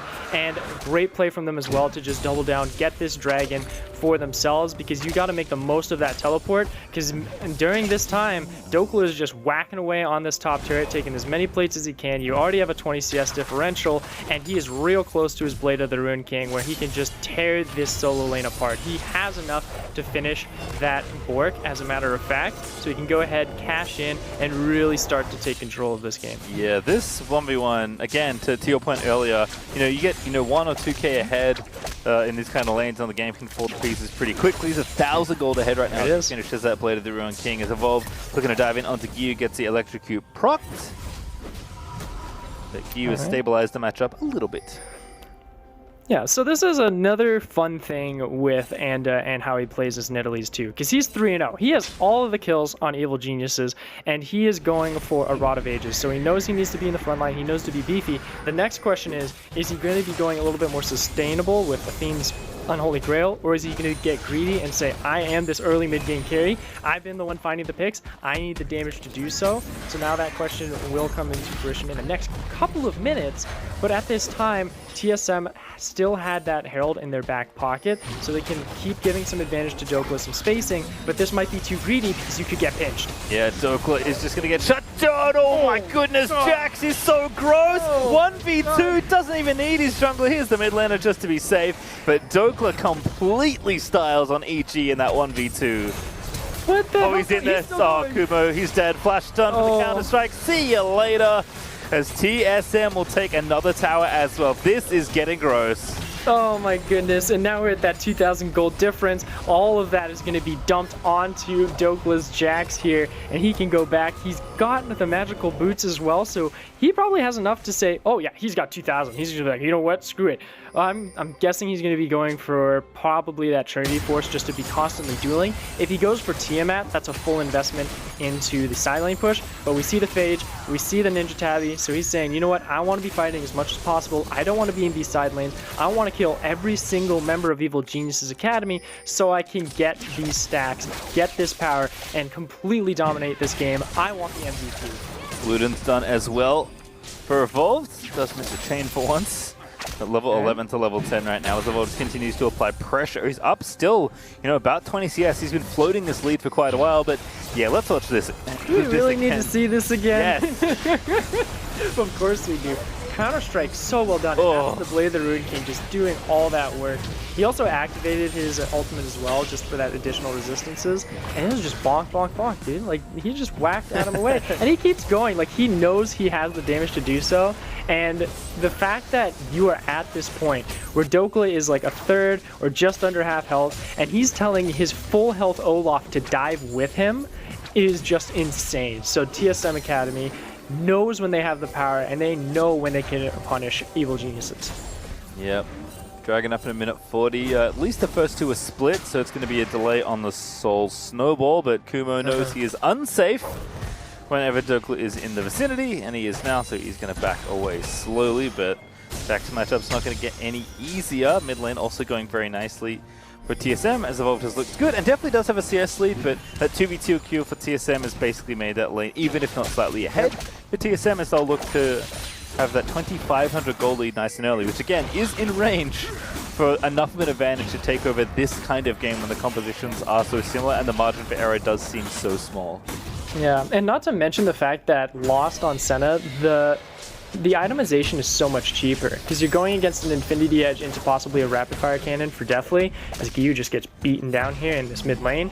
But going for Lost, it's like Manamune is what, only 2,800 gold, easy to cash in on that. You can go ahead, grab those boots as well for only 900, and a Phage as well. So it's so much more cost efficient, and you can see it here because the base damage that both him and Treats provide in these duels is immense, and it just overwhelms this bottom lane. Treats' snipes have been on point so far. My favorite one was when Senna actually used her mist to pop Treats out, which I don't think I'd ever seen a team really do effectively, at least in NA. Usually they just used it to get away, but actually sneaking the Leona in was kind of fun to watch. Also, Dokla's diving mid lane, so he knows he has to get out of there. He's got no TP, he does have his ulti, but just going to have to watch this tower fall unless he can clear the wave nice and quick. Red card's going to make it a little bit easier though, but he does leave the tower on a Jack's bonk of health away.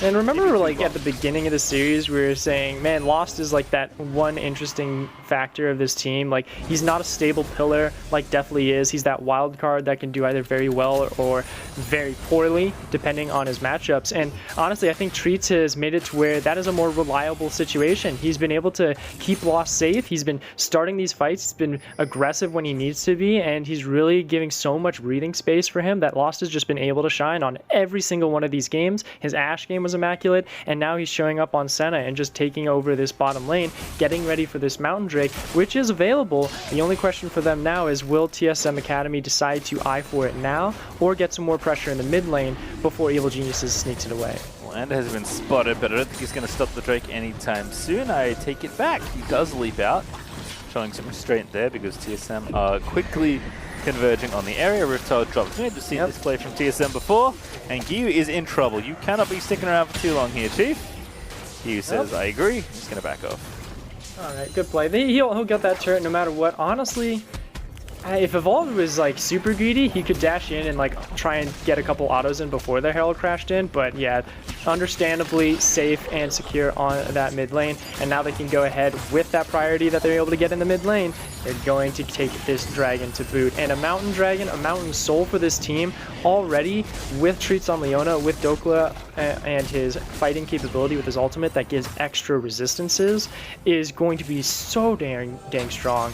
And with a shield to boot, there's no way that this pick composition of Evil Jesus' Academy with Anda's Nidalee and Gyu will be able to ever take you down in the side lanes. And souls for Senna as well in the bot lane, and after that dragon, always important for Senna to keep that soul count high. But bottom lane, the last outer tower here is going to be the next target for TSM Academy. Okay. Root lands in onto Matt. Tower's going to take a hit, and Lost is going to get everyone out of there with the mist. Because EG are responding to this siege. Good spacing from TSM to make sure that there's no room for error in this siege, and with the harassment that was coming down. They also had Dokla on that top side. Now coming down to sort of hover over mid to make sure no one tries to answer evolved, where you saw Kumo in that mid lane seeing if he could try and sneak in a couple kicks onto the turret, wasn't able to find him, and now Dokla says, alright, let's see if I can grab some jungle camps for myself before I start to apply the pressure back onto you and twist the blade in this top side even further. Yeah, it's pretty wild to think that Dokla's willing to be this aggressive when there's twist of fate on the enemy team, right? It does not take much for Giyu to join a potential scuffle, but we have seen so few ultimates from TF because of how much pressure that was a cleanse from Deathly. Yep, had to cleanse off the Leonis slow, I guess. Or maybe the stun was going to hit him, but had to cleanse off something. Yeah, best call, to be honest. Like, Matt is nowhere in sight. He was coming back from base just to have additional resistances. Is fairly close to his Gargoyle Stone Plate, but I don't know how much that is going to help you when Treats can just go straight on to Deathly through the blade and then just take him out from there. Item completed. What is it? Well, it's a Black Cleaver. All right.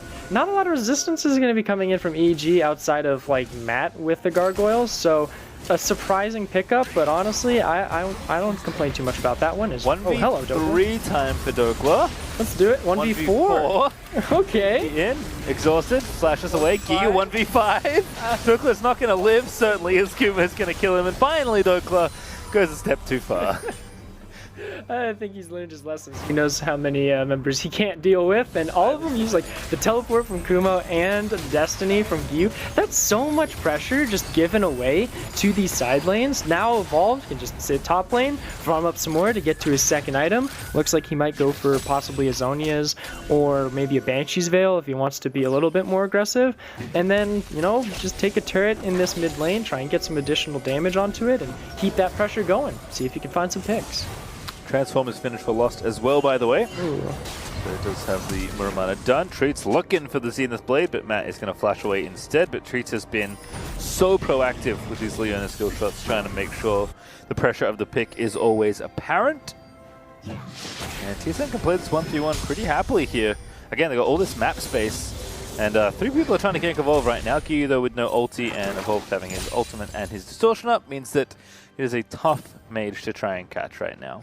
Yeah, and the one issue Evil Geniuses now has, though the compositions being similar, they can both find picks and they can both team fight and split push very efficiently. The issue for them is that Evil Geniuses is more ultimate dependent than TSM's composition, because TSM can look for pushes, can zone you out and not have to worry to use your ultimates, and not to mention Evolves is on a very low cooldown as well, where Evil Geniuses, like, you need the Destiny ultimate to help catch people on the side lanes, you need the Hextech ultimatum to lock down targets for Kumo, and definitely needs the Curtain Call to help finish off and clean those kills out. Looking at how that gold's been spread out, it's still that 2,000 gold differential on that top side. It's really been arguing fairly well for Dokla to just constantly be on these side lanes and just batter down Evil Geniuses. Now it's just a matter of time to see, with that teleport coming in from Giyu, if they can turn this game around. 3v4 right now. TSM are looking to turn tail and fight. Lost going to get revealed there. Cleanses off the gold card. Giyu to stasis. Here's the teleport for TSM. Looking for their own 5v4 as Winston's found the wraparound. Good ult from Lost there to protect the team as they charge back in. And Matt is going to be collateral as Lost is going to grab kill number 2. Look at how healthy the rest of TSM Academy's members are, just hunting down Giyu now, who doesn't have Destiny to run away. Sure, he has Flash, but I don't think he's going to Chain! Oh, not enough, but the counter-strike does land instead, and see you later! Oh my goodness, the trifle's done. As Treats into Zenith's Blade, he goes TP, and this time for Dokla. Big Dokes is coming in to take him out, and Winston over the wall as well, but he can't make it because he does have his Flash, but doesn't want to use it. Evolve, though, has plenty of ways to get over, as it's just chaos here in the bottom half of the map. It's dead as Big Dokes grabs the double kill, pops the emote, and TSM are just running over EG right now. Some of those fights were looking really ambitious there from Evil Geniuses Academy, but there was just a tool on TSM Academy that was there to answer. The teleport or the cleanse coming in from both Lost and Dokla to answer those fights, answer those picks, and really swing this game and keep it back in their control. Zanya's Hourglass was picked up from Evolve just then, so more survivable than aggressive on his end, but now you have just one dragon to go until you're able to get Soul. Randu and Zoman is bot, and now Jin is completely irrelevant. Yeah, this feels real tough right now on the EG side as the gold. I mean, the gold is actually not that bad. Like, yeah, 3,000. It's still the 2K, 3K, yeah. But like the actual, like, where the gold is going to in this game, what it's funding is the real problem here. Like, TSM, you know, need to take this Baron and set up and then take some towers and really blow the game open, but when stuff like this is happening. Oh, bruh. Why'd you have to do it to him, observers? Why'd you have to do it? Where'd it go? I'm not gonna think about it because I think I'm just that's just an oopsie whoopsie. Yeah. Gyu there. Unfortunate misclick, but nonetheless does mean that they don't have as much pressure anymore. Destiny is up and available, however, and with this situation coming in from TSM Academy, they say, hey, we could probably 2-man, 3-man Baron if we so choose. Dokla, yeah. He smacks.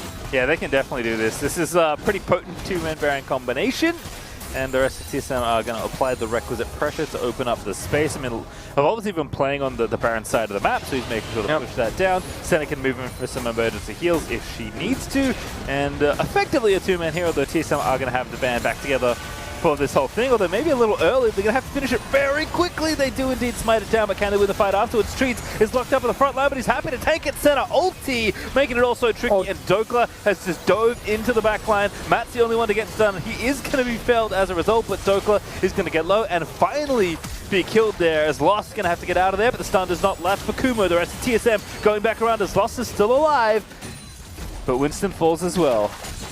And with that, the Baron, though with only 2 members falling, Dokla, one of the important members that did lose his life in that fight, means that TSM can still apply at least a 4v1 split pressure, right? Evolve can sit on that side lane. Dokla can still sit and do a 1-3-1 if he so chooses, though it's not going to be as efficient, and there's still going to be some wave clear coming in from Evil Geniuses that could possibly answer it. But that's like the best recipe of success for TSM Academy now. Sure, you did lose those lives, but in the end, this power play is going to be immense. It's like a negative 300 right now because of those lives lost, but you're going to be able to make up for it in turrets, in farms, in jungle camps being taken away, and of course, with items being completed. If there's something that this Baron power play is going to get outside of wave control pressure, is going to be finalizations of those third items. Death Dance for Dokla, Death Dance for possibly Winston as well, and maybe a couple kills here for Evolved and Treats. Yeah, this is going to be pretty easy pickings here. Kuma does have his flash, but he's just going to get Chain CC'd forever. As Evolved is going to be the one to deliver the last hit. Actually, his first kill of the game, so he's on the scoreboard.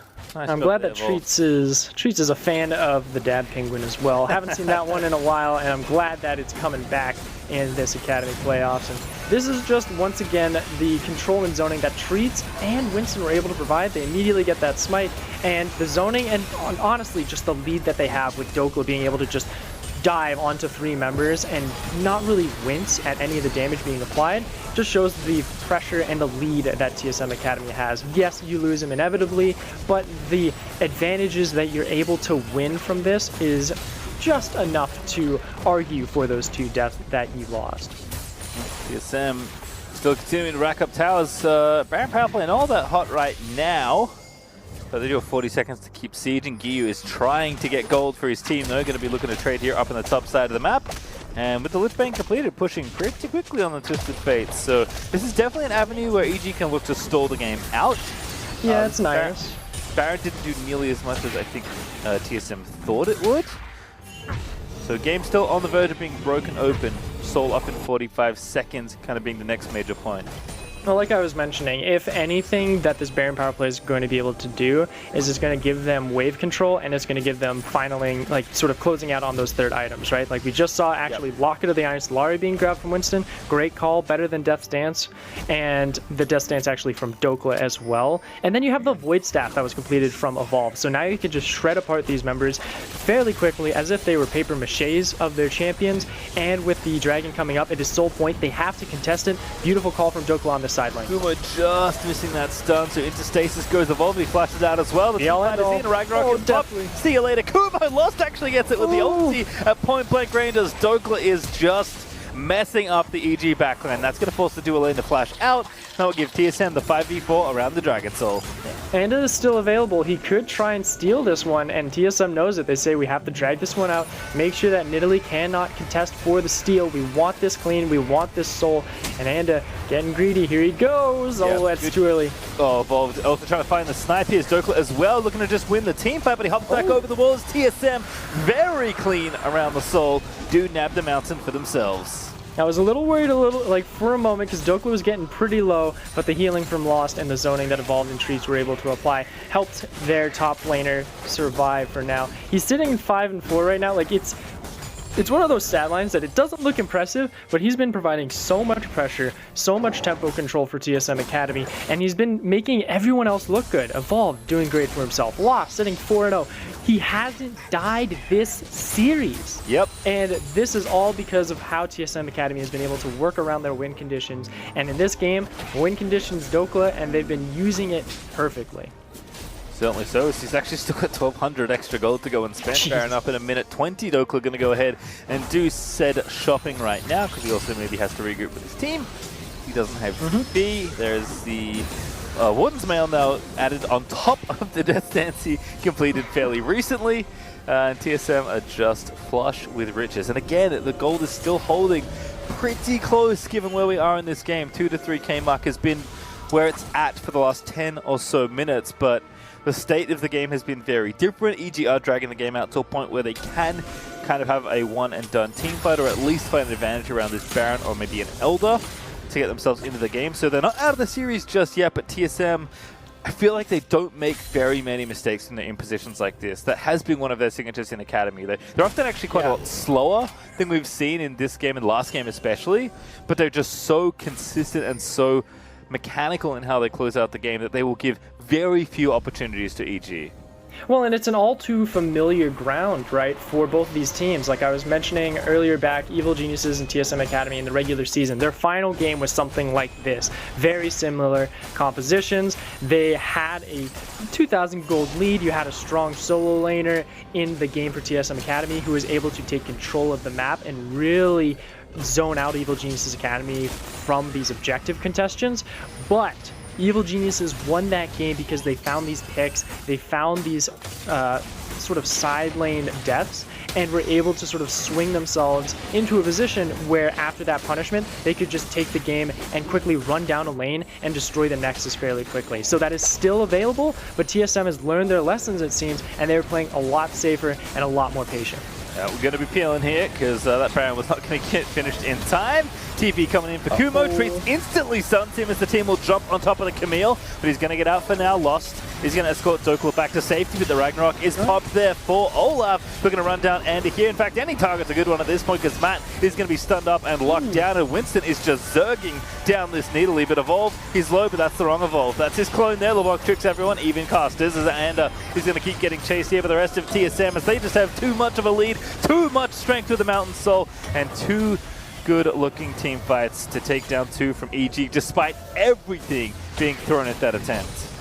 It was looking bleak for TSM a little bit, but the sustain from Lost and just the chasing capability that Winston and Dokla were able to provide just completely corrals individual members, separates them from the rest of the team, and they can't help each other sort of try and peel and backstep to keep this fight going. Goes in favor of TSM. They grab the Baron once more. They could reset onto it because of how healthy their members are, and with this second Baron power play, this could be the final nail in the coffin.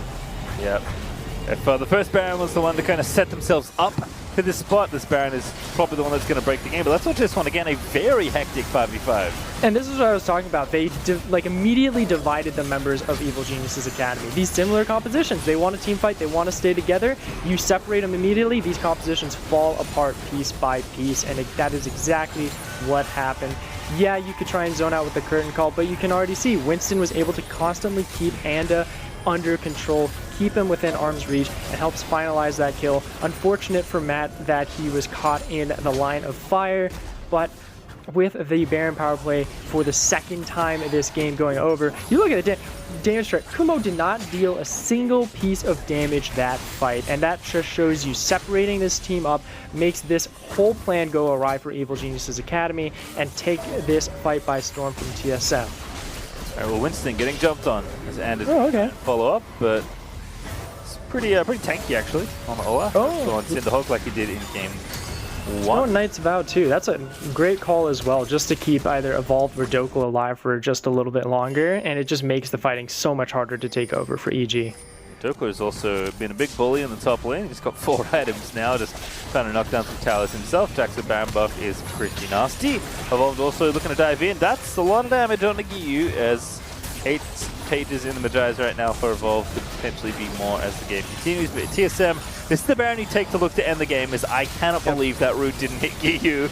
Loss has been pretty on point so far, but this Siege looks a little tricky to overcome. It's the dive in there, straight in. Retreats has lost support with the ulti, and insta-flash Ragnarok in for Winston as they're going to look to close up this game. Stasis there for Kumo, trying to get Lost. He's trying to ruin the KDA before the series is over, but Lost will not be killed as he goes and hides in the mist, and now Kumo is going to be in stasis, and the only one left alive apart from the other 3 there on the left side of the screen, because there's been 2 fights happening at once. Treats going to redive back in. It's a 3v2, but Treats is taking all 3 right now as Evolve dives, gets the kill, going to make it 2 here as Deftly is going to kite it out and not take down the mid laner. It was the clone once again, and now Treats is going to be the biggest homie and tank up all of the bullets as Lost heals him up, and Lost says, you know what, I think I fancy ending the game instead. A very protracted siege on that inhibitor, but it looks like a TSM sweep is on the cards as they look to finish off this game, but they need a little bit of help. Minions get in there quickly. Evolve diving in there, just going to absolutely snap Deftly in 2,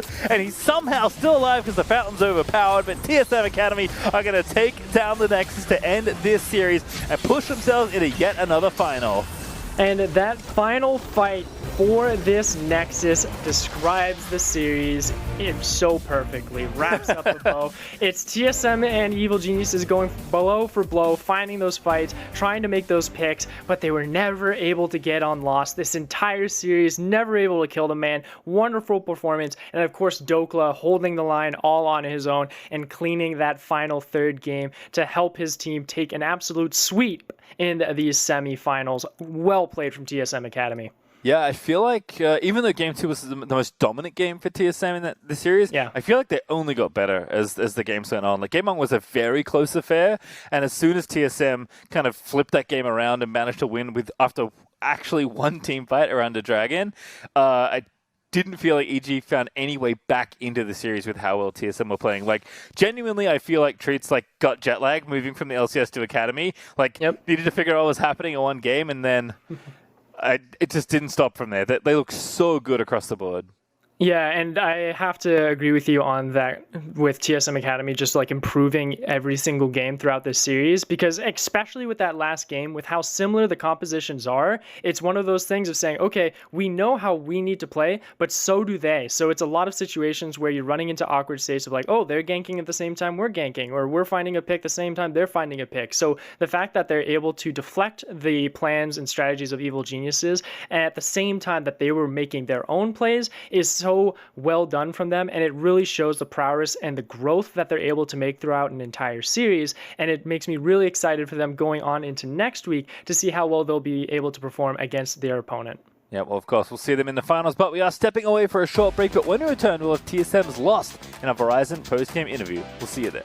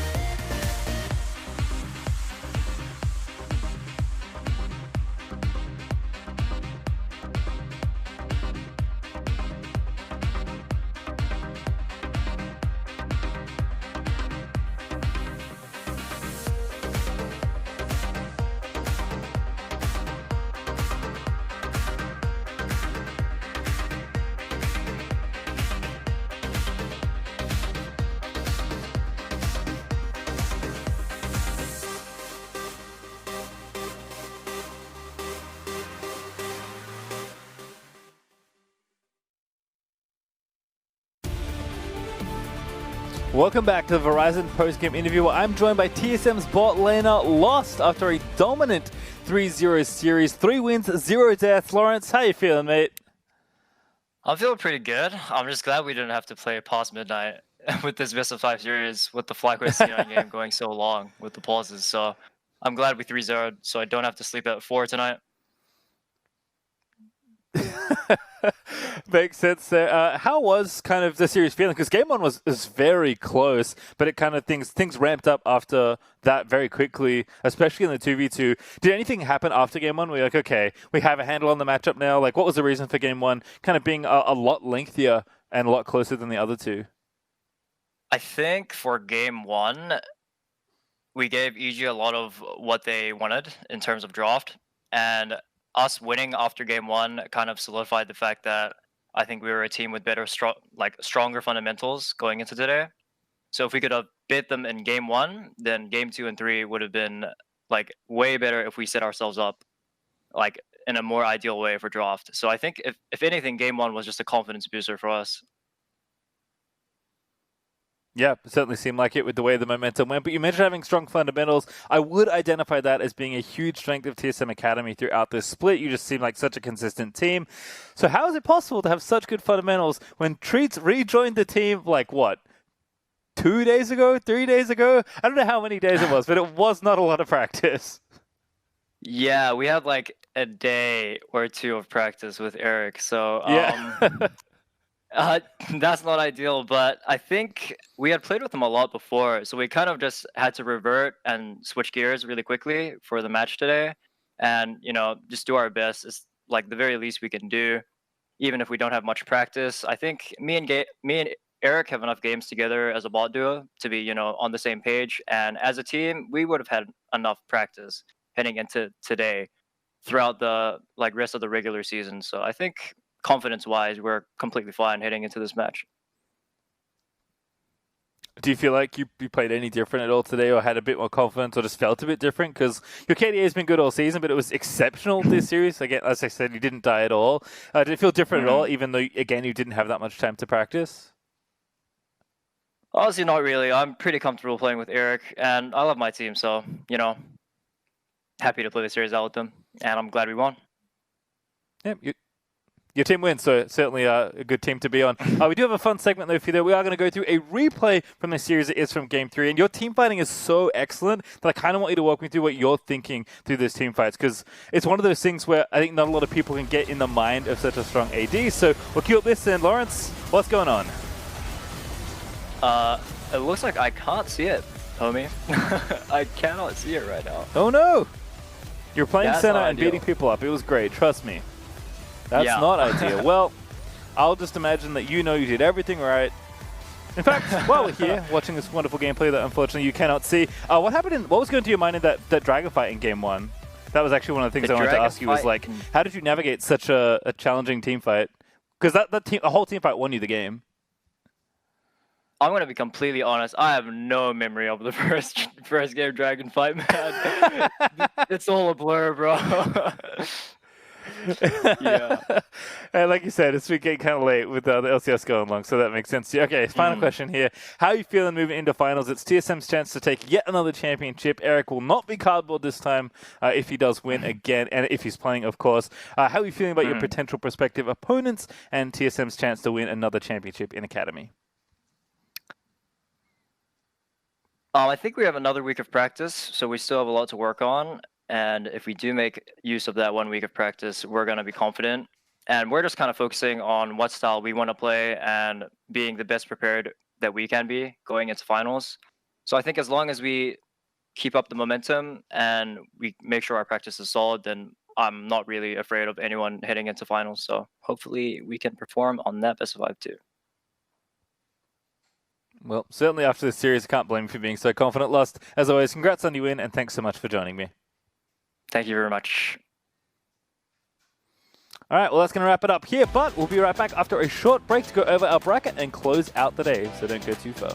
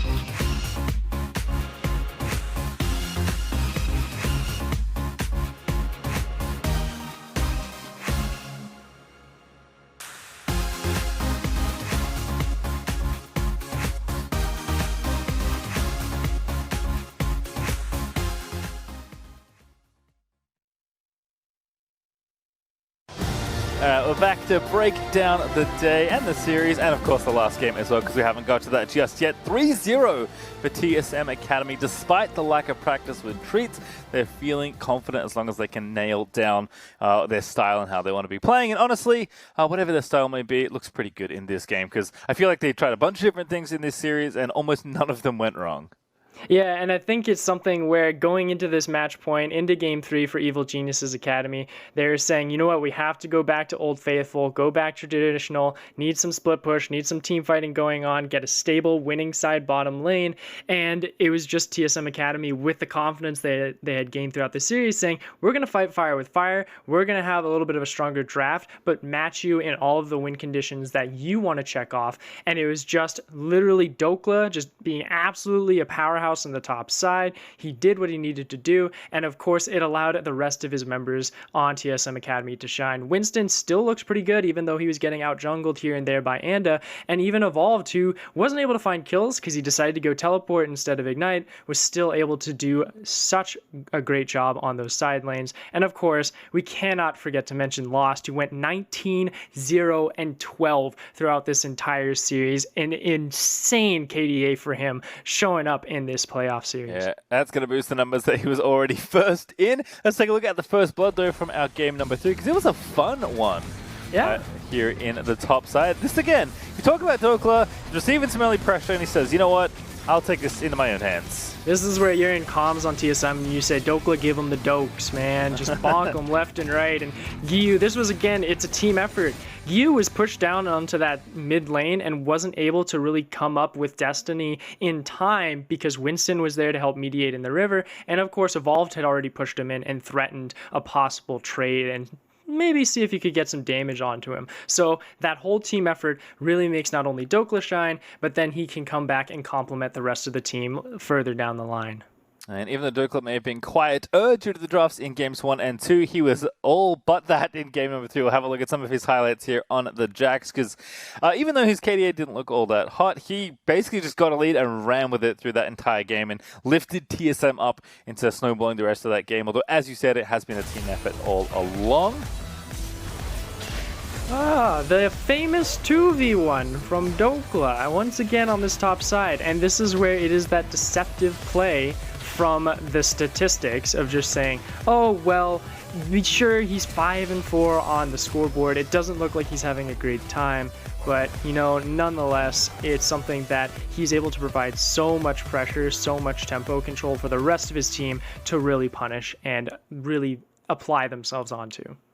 Yeah, just again a good look all across. There's Dokla there on the Jax. 4 deaths, 5 kills, not too bad. But the amount of influence he had on the map cannot be understated. He was just constantly shoving out the side lanes. Like, Kumo never really got entry into this game at all in the Camille because Dokla just won individually so hard in the 1v1 and then getting that first blood. And from there, it was just pretty straightforward. Like, TSM knew the game was going to be close, decided, you know, not to make any mistakes and closed out very methodically. But the heroes of this series has to be the return of Treats and the TSM bot lane going off. Yes. These KDAs, unreal good. 19-0 and 12 for Lost, as you mentioned. 5 deaths only for Treats and 0 kills. That is a perfect support scoreline.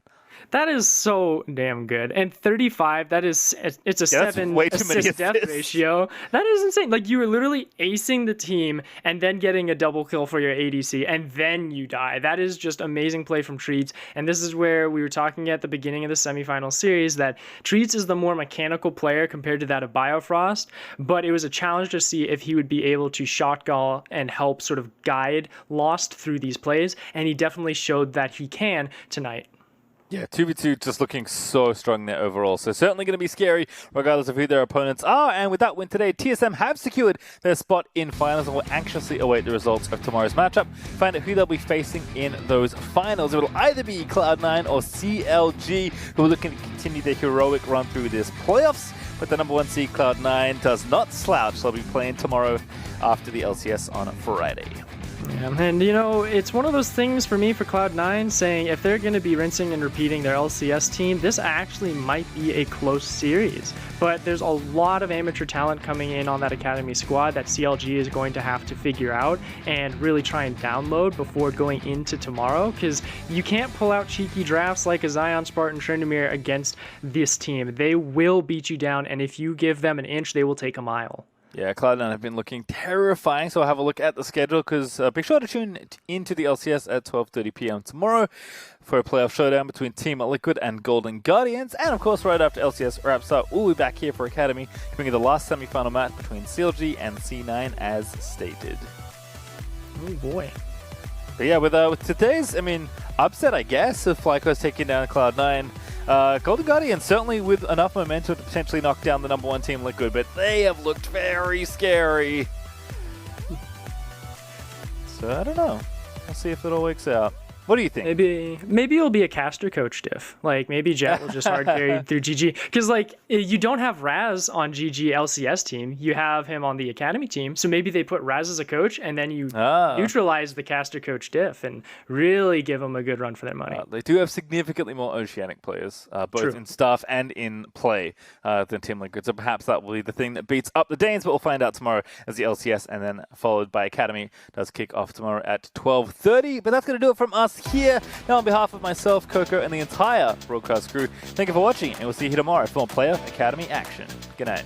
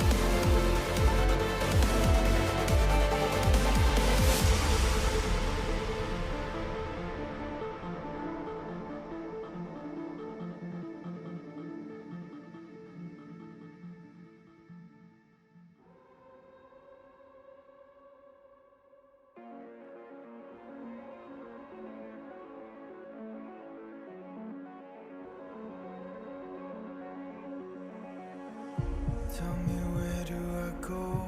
Tell me where do I take us? Your heart is starting to slow. May the water be safe.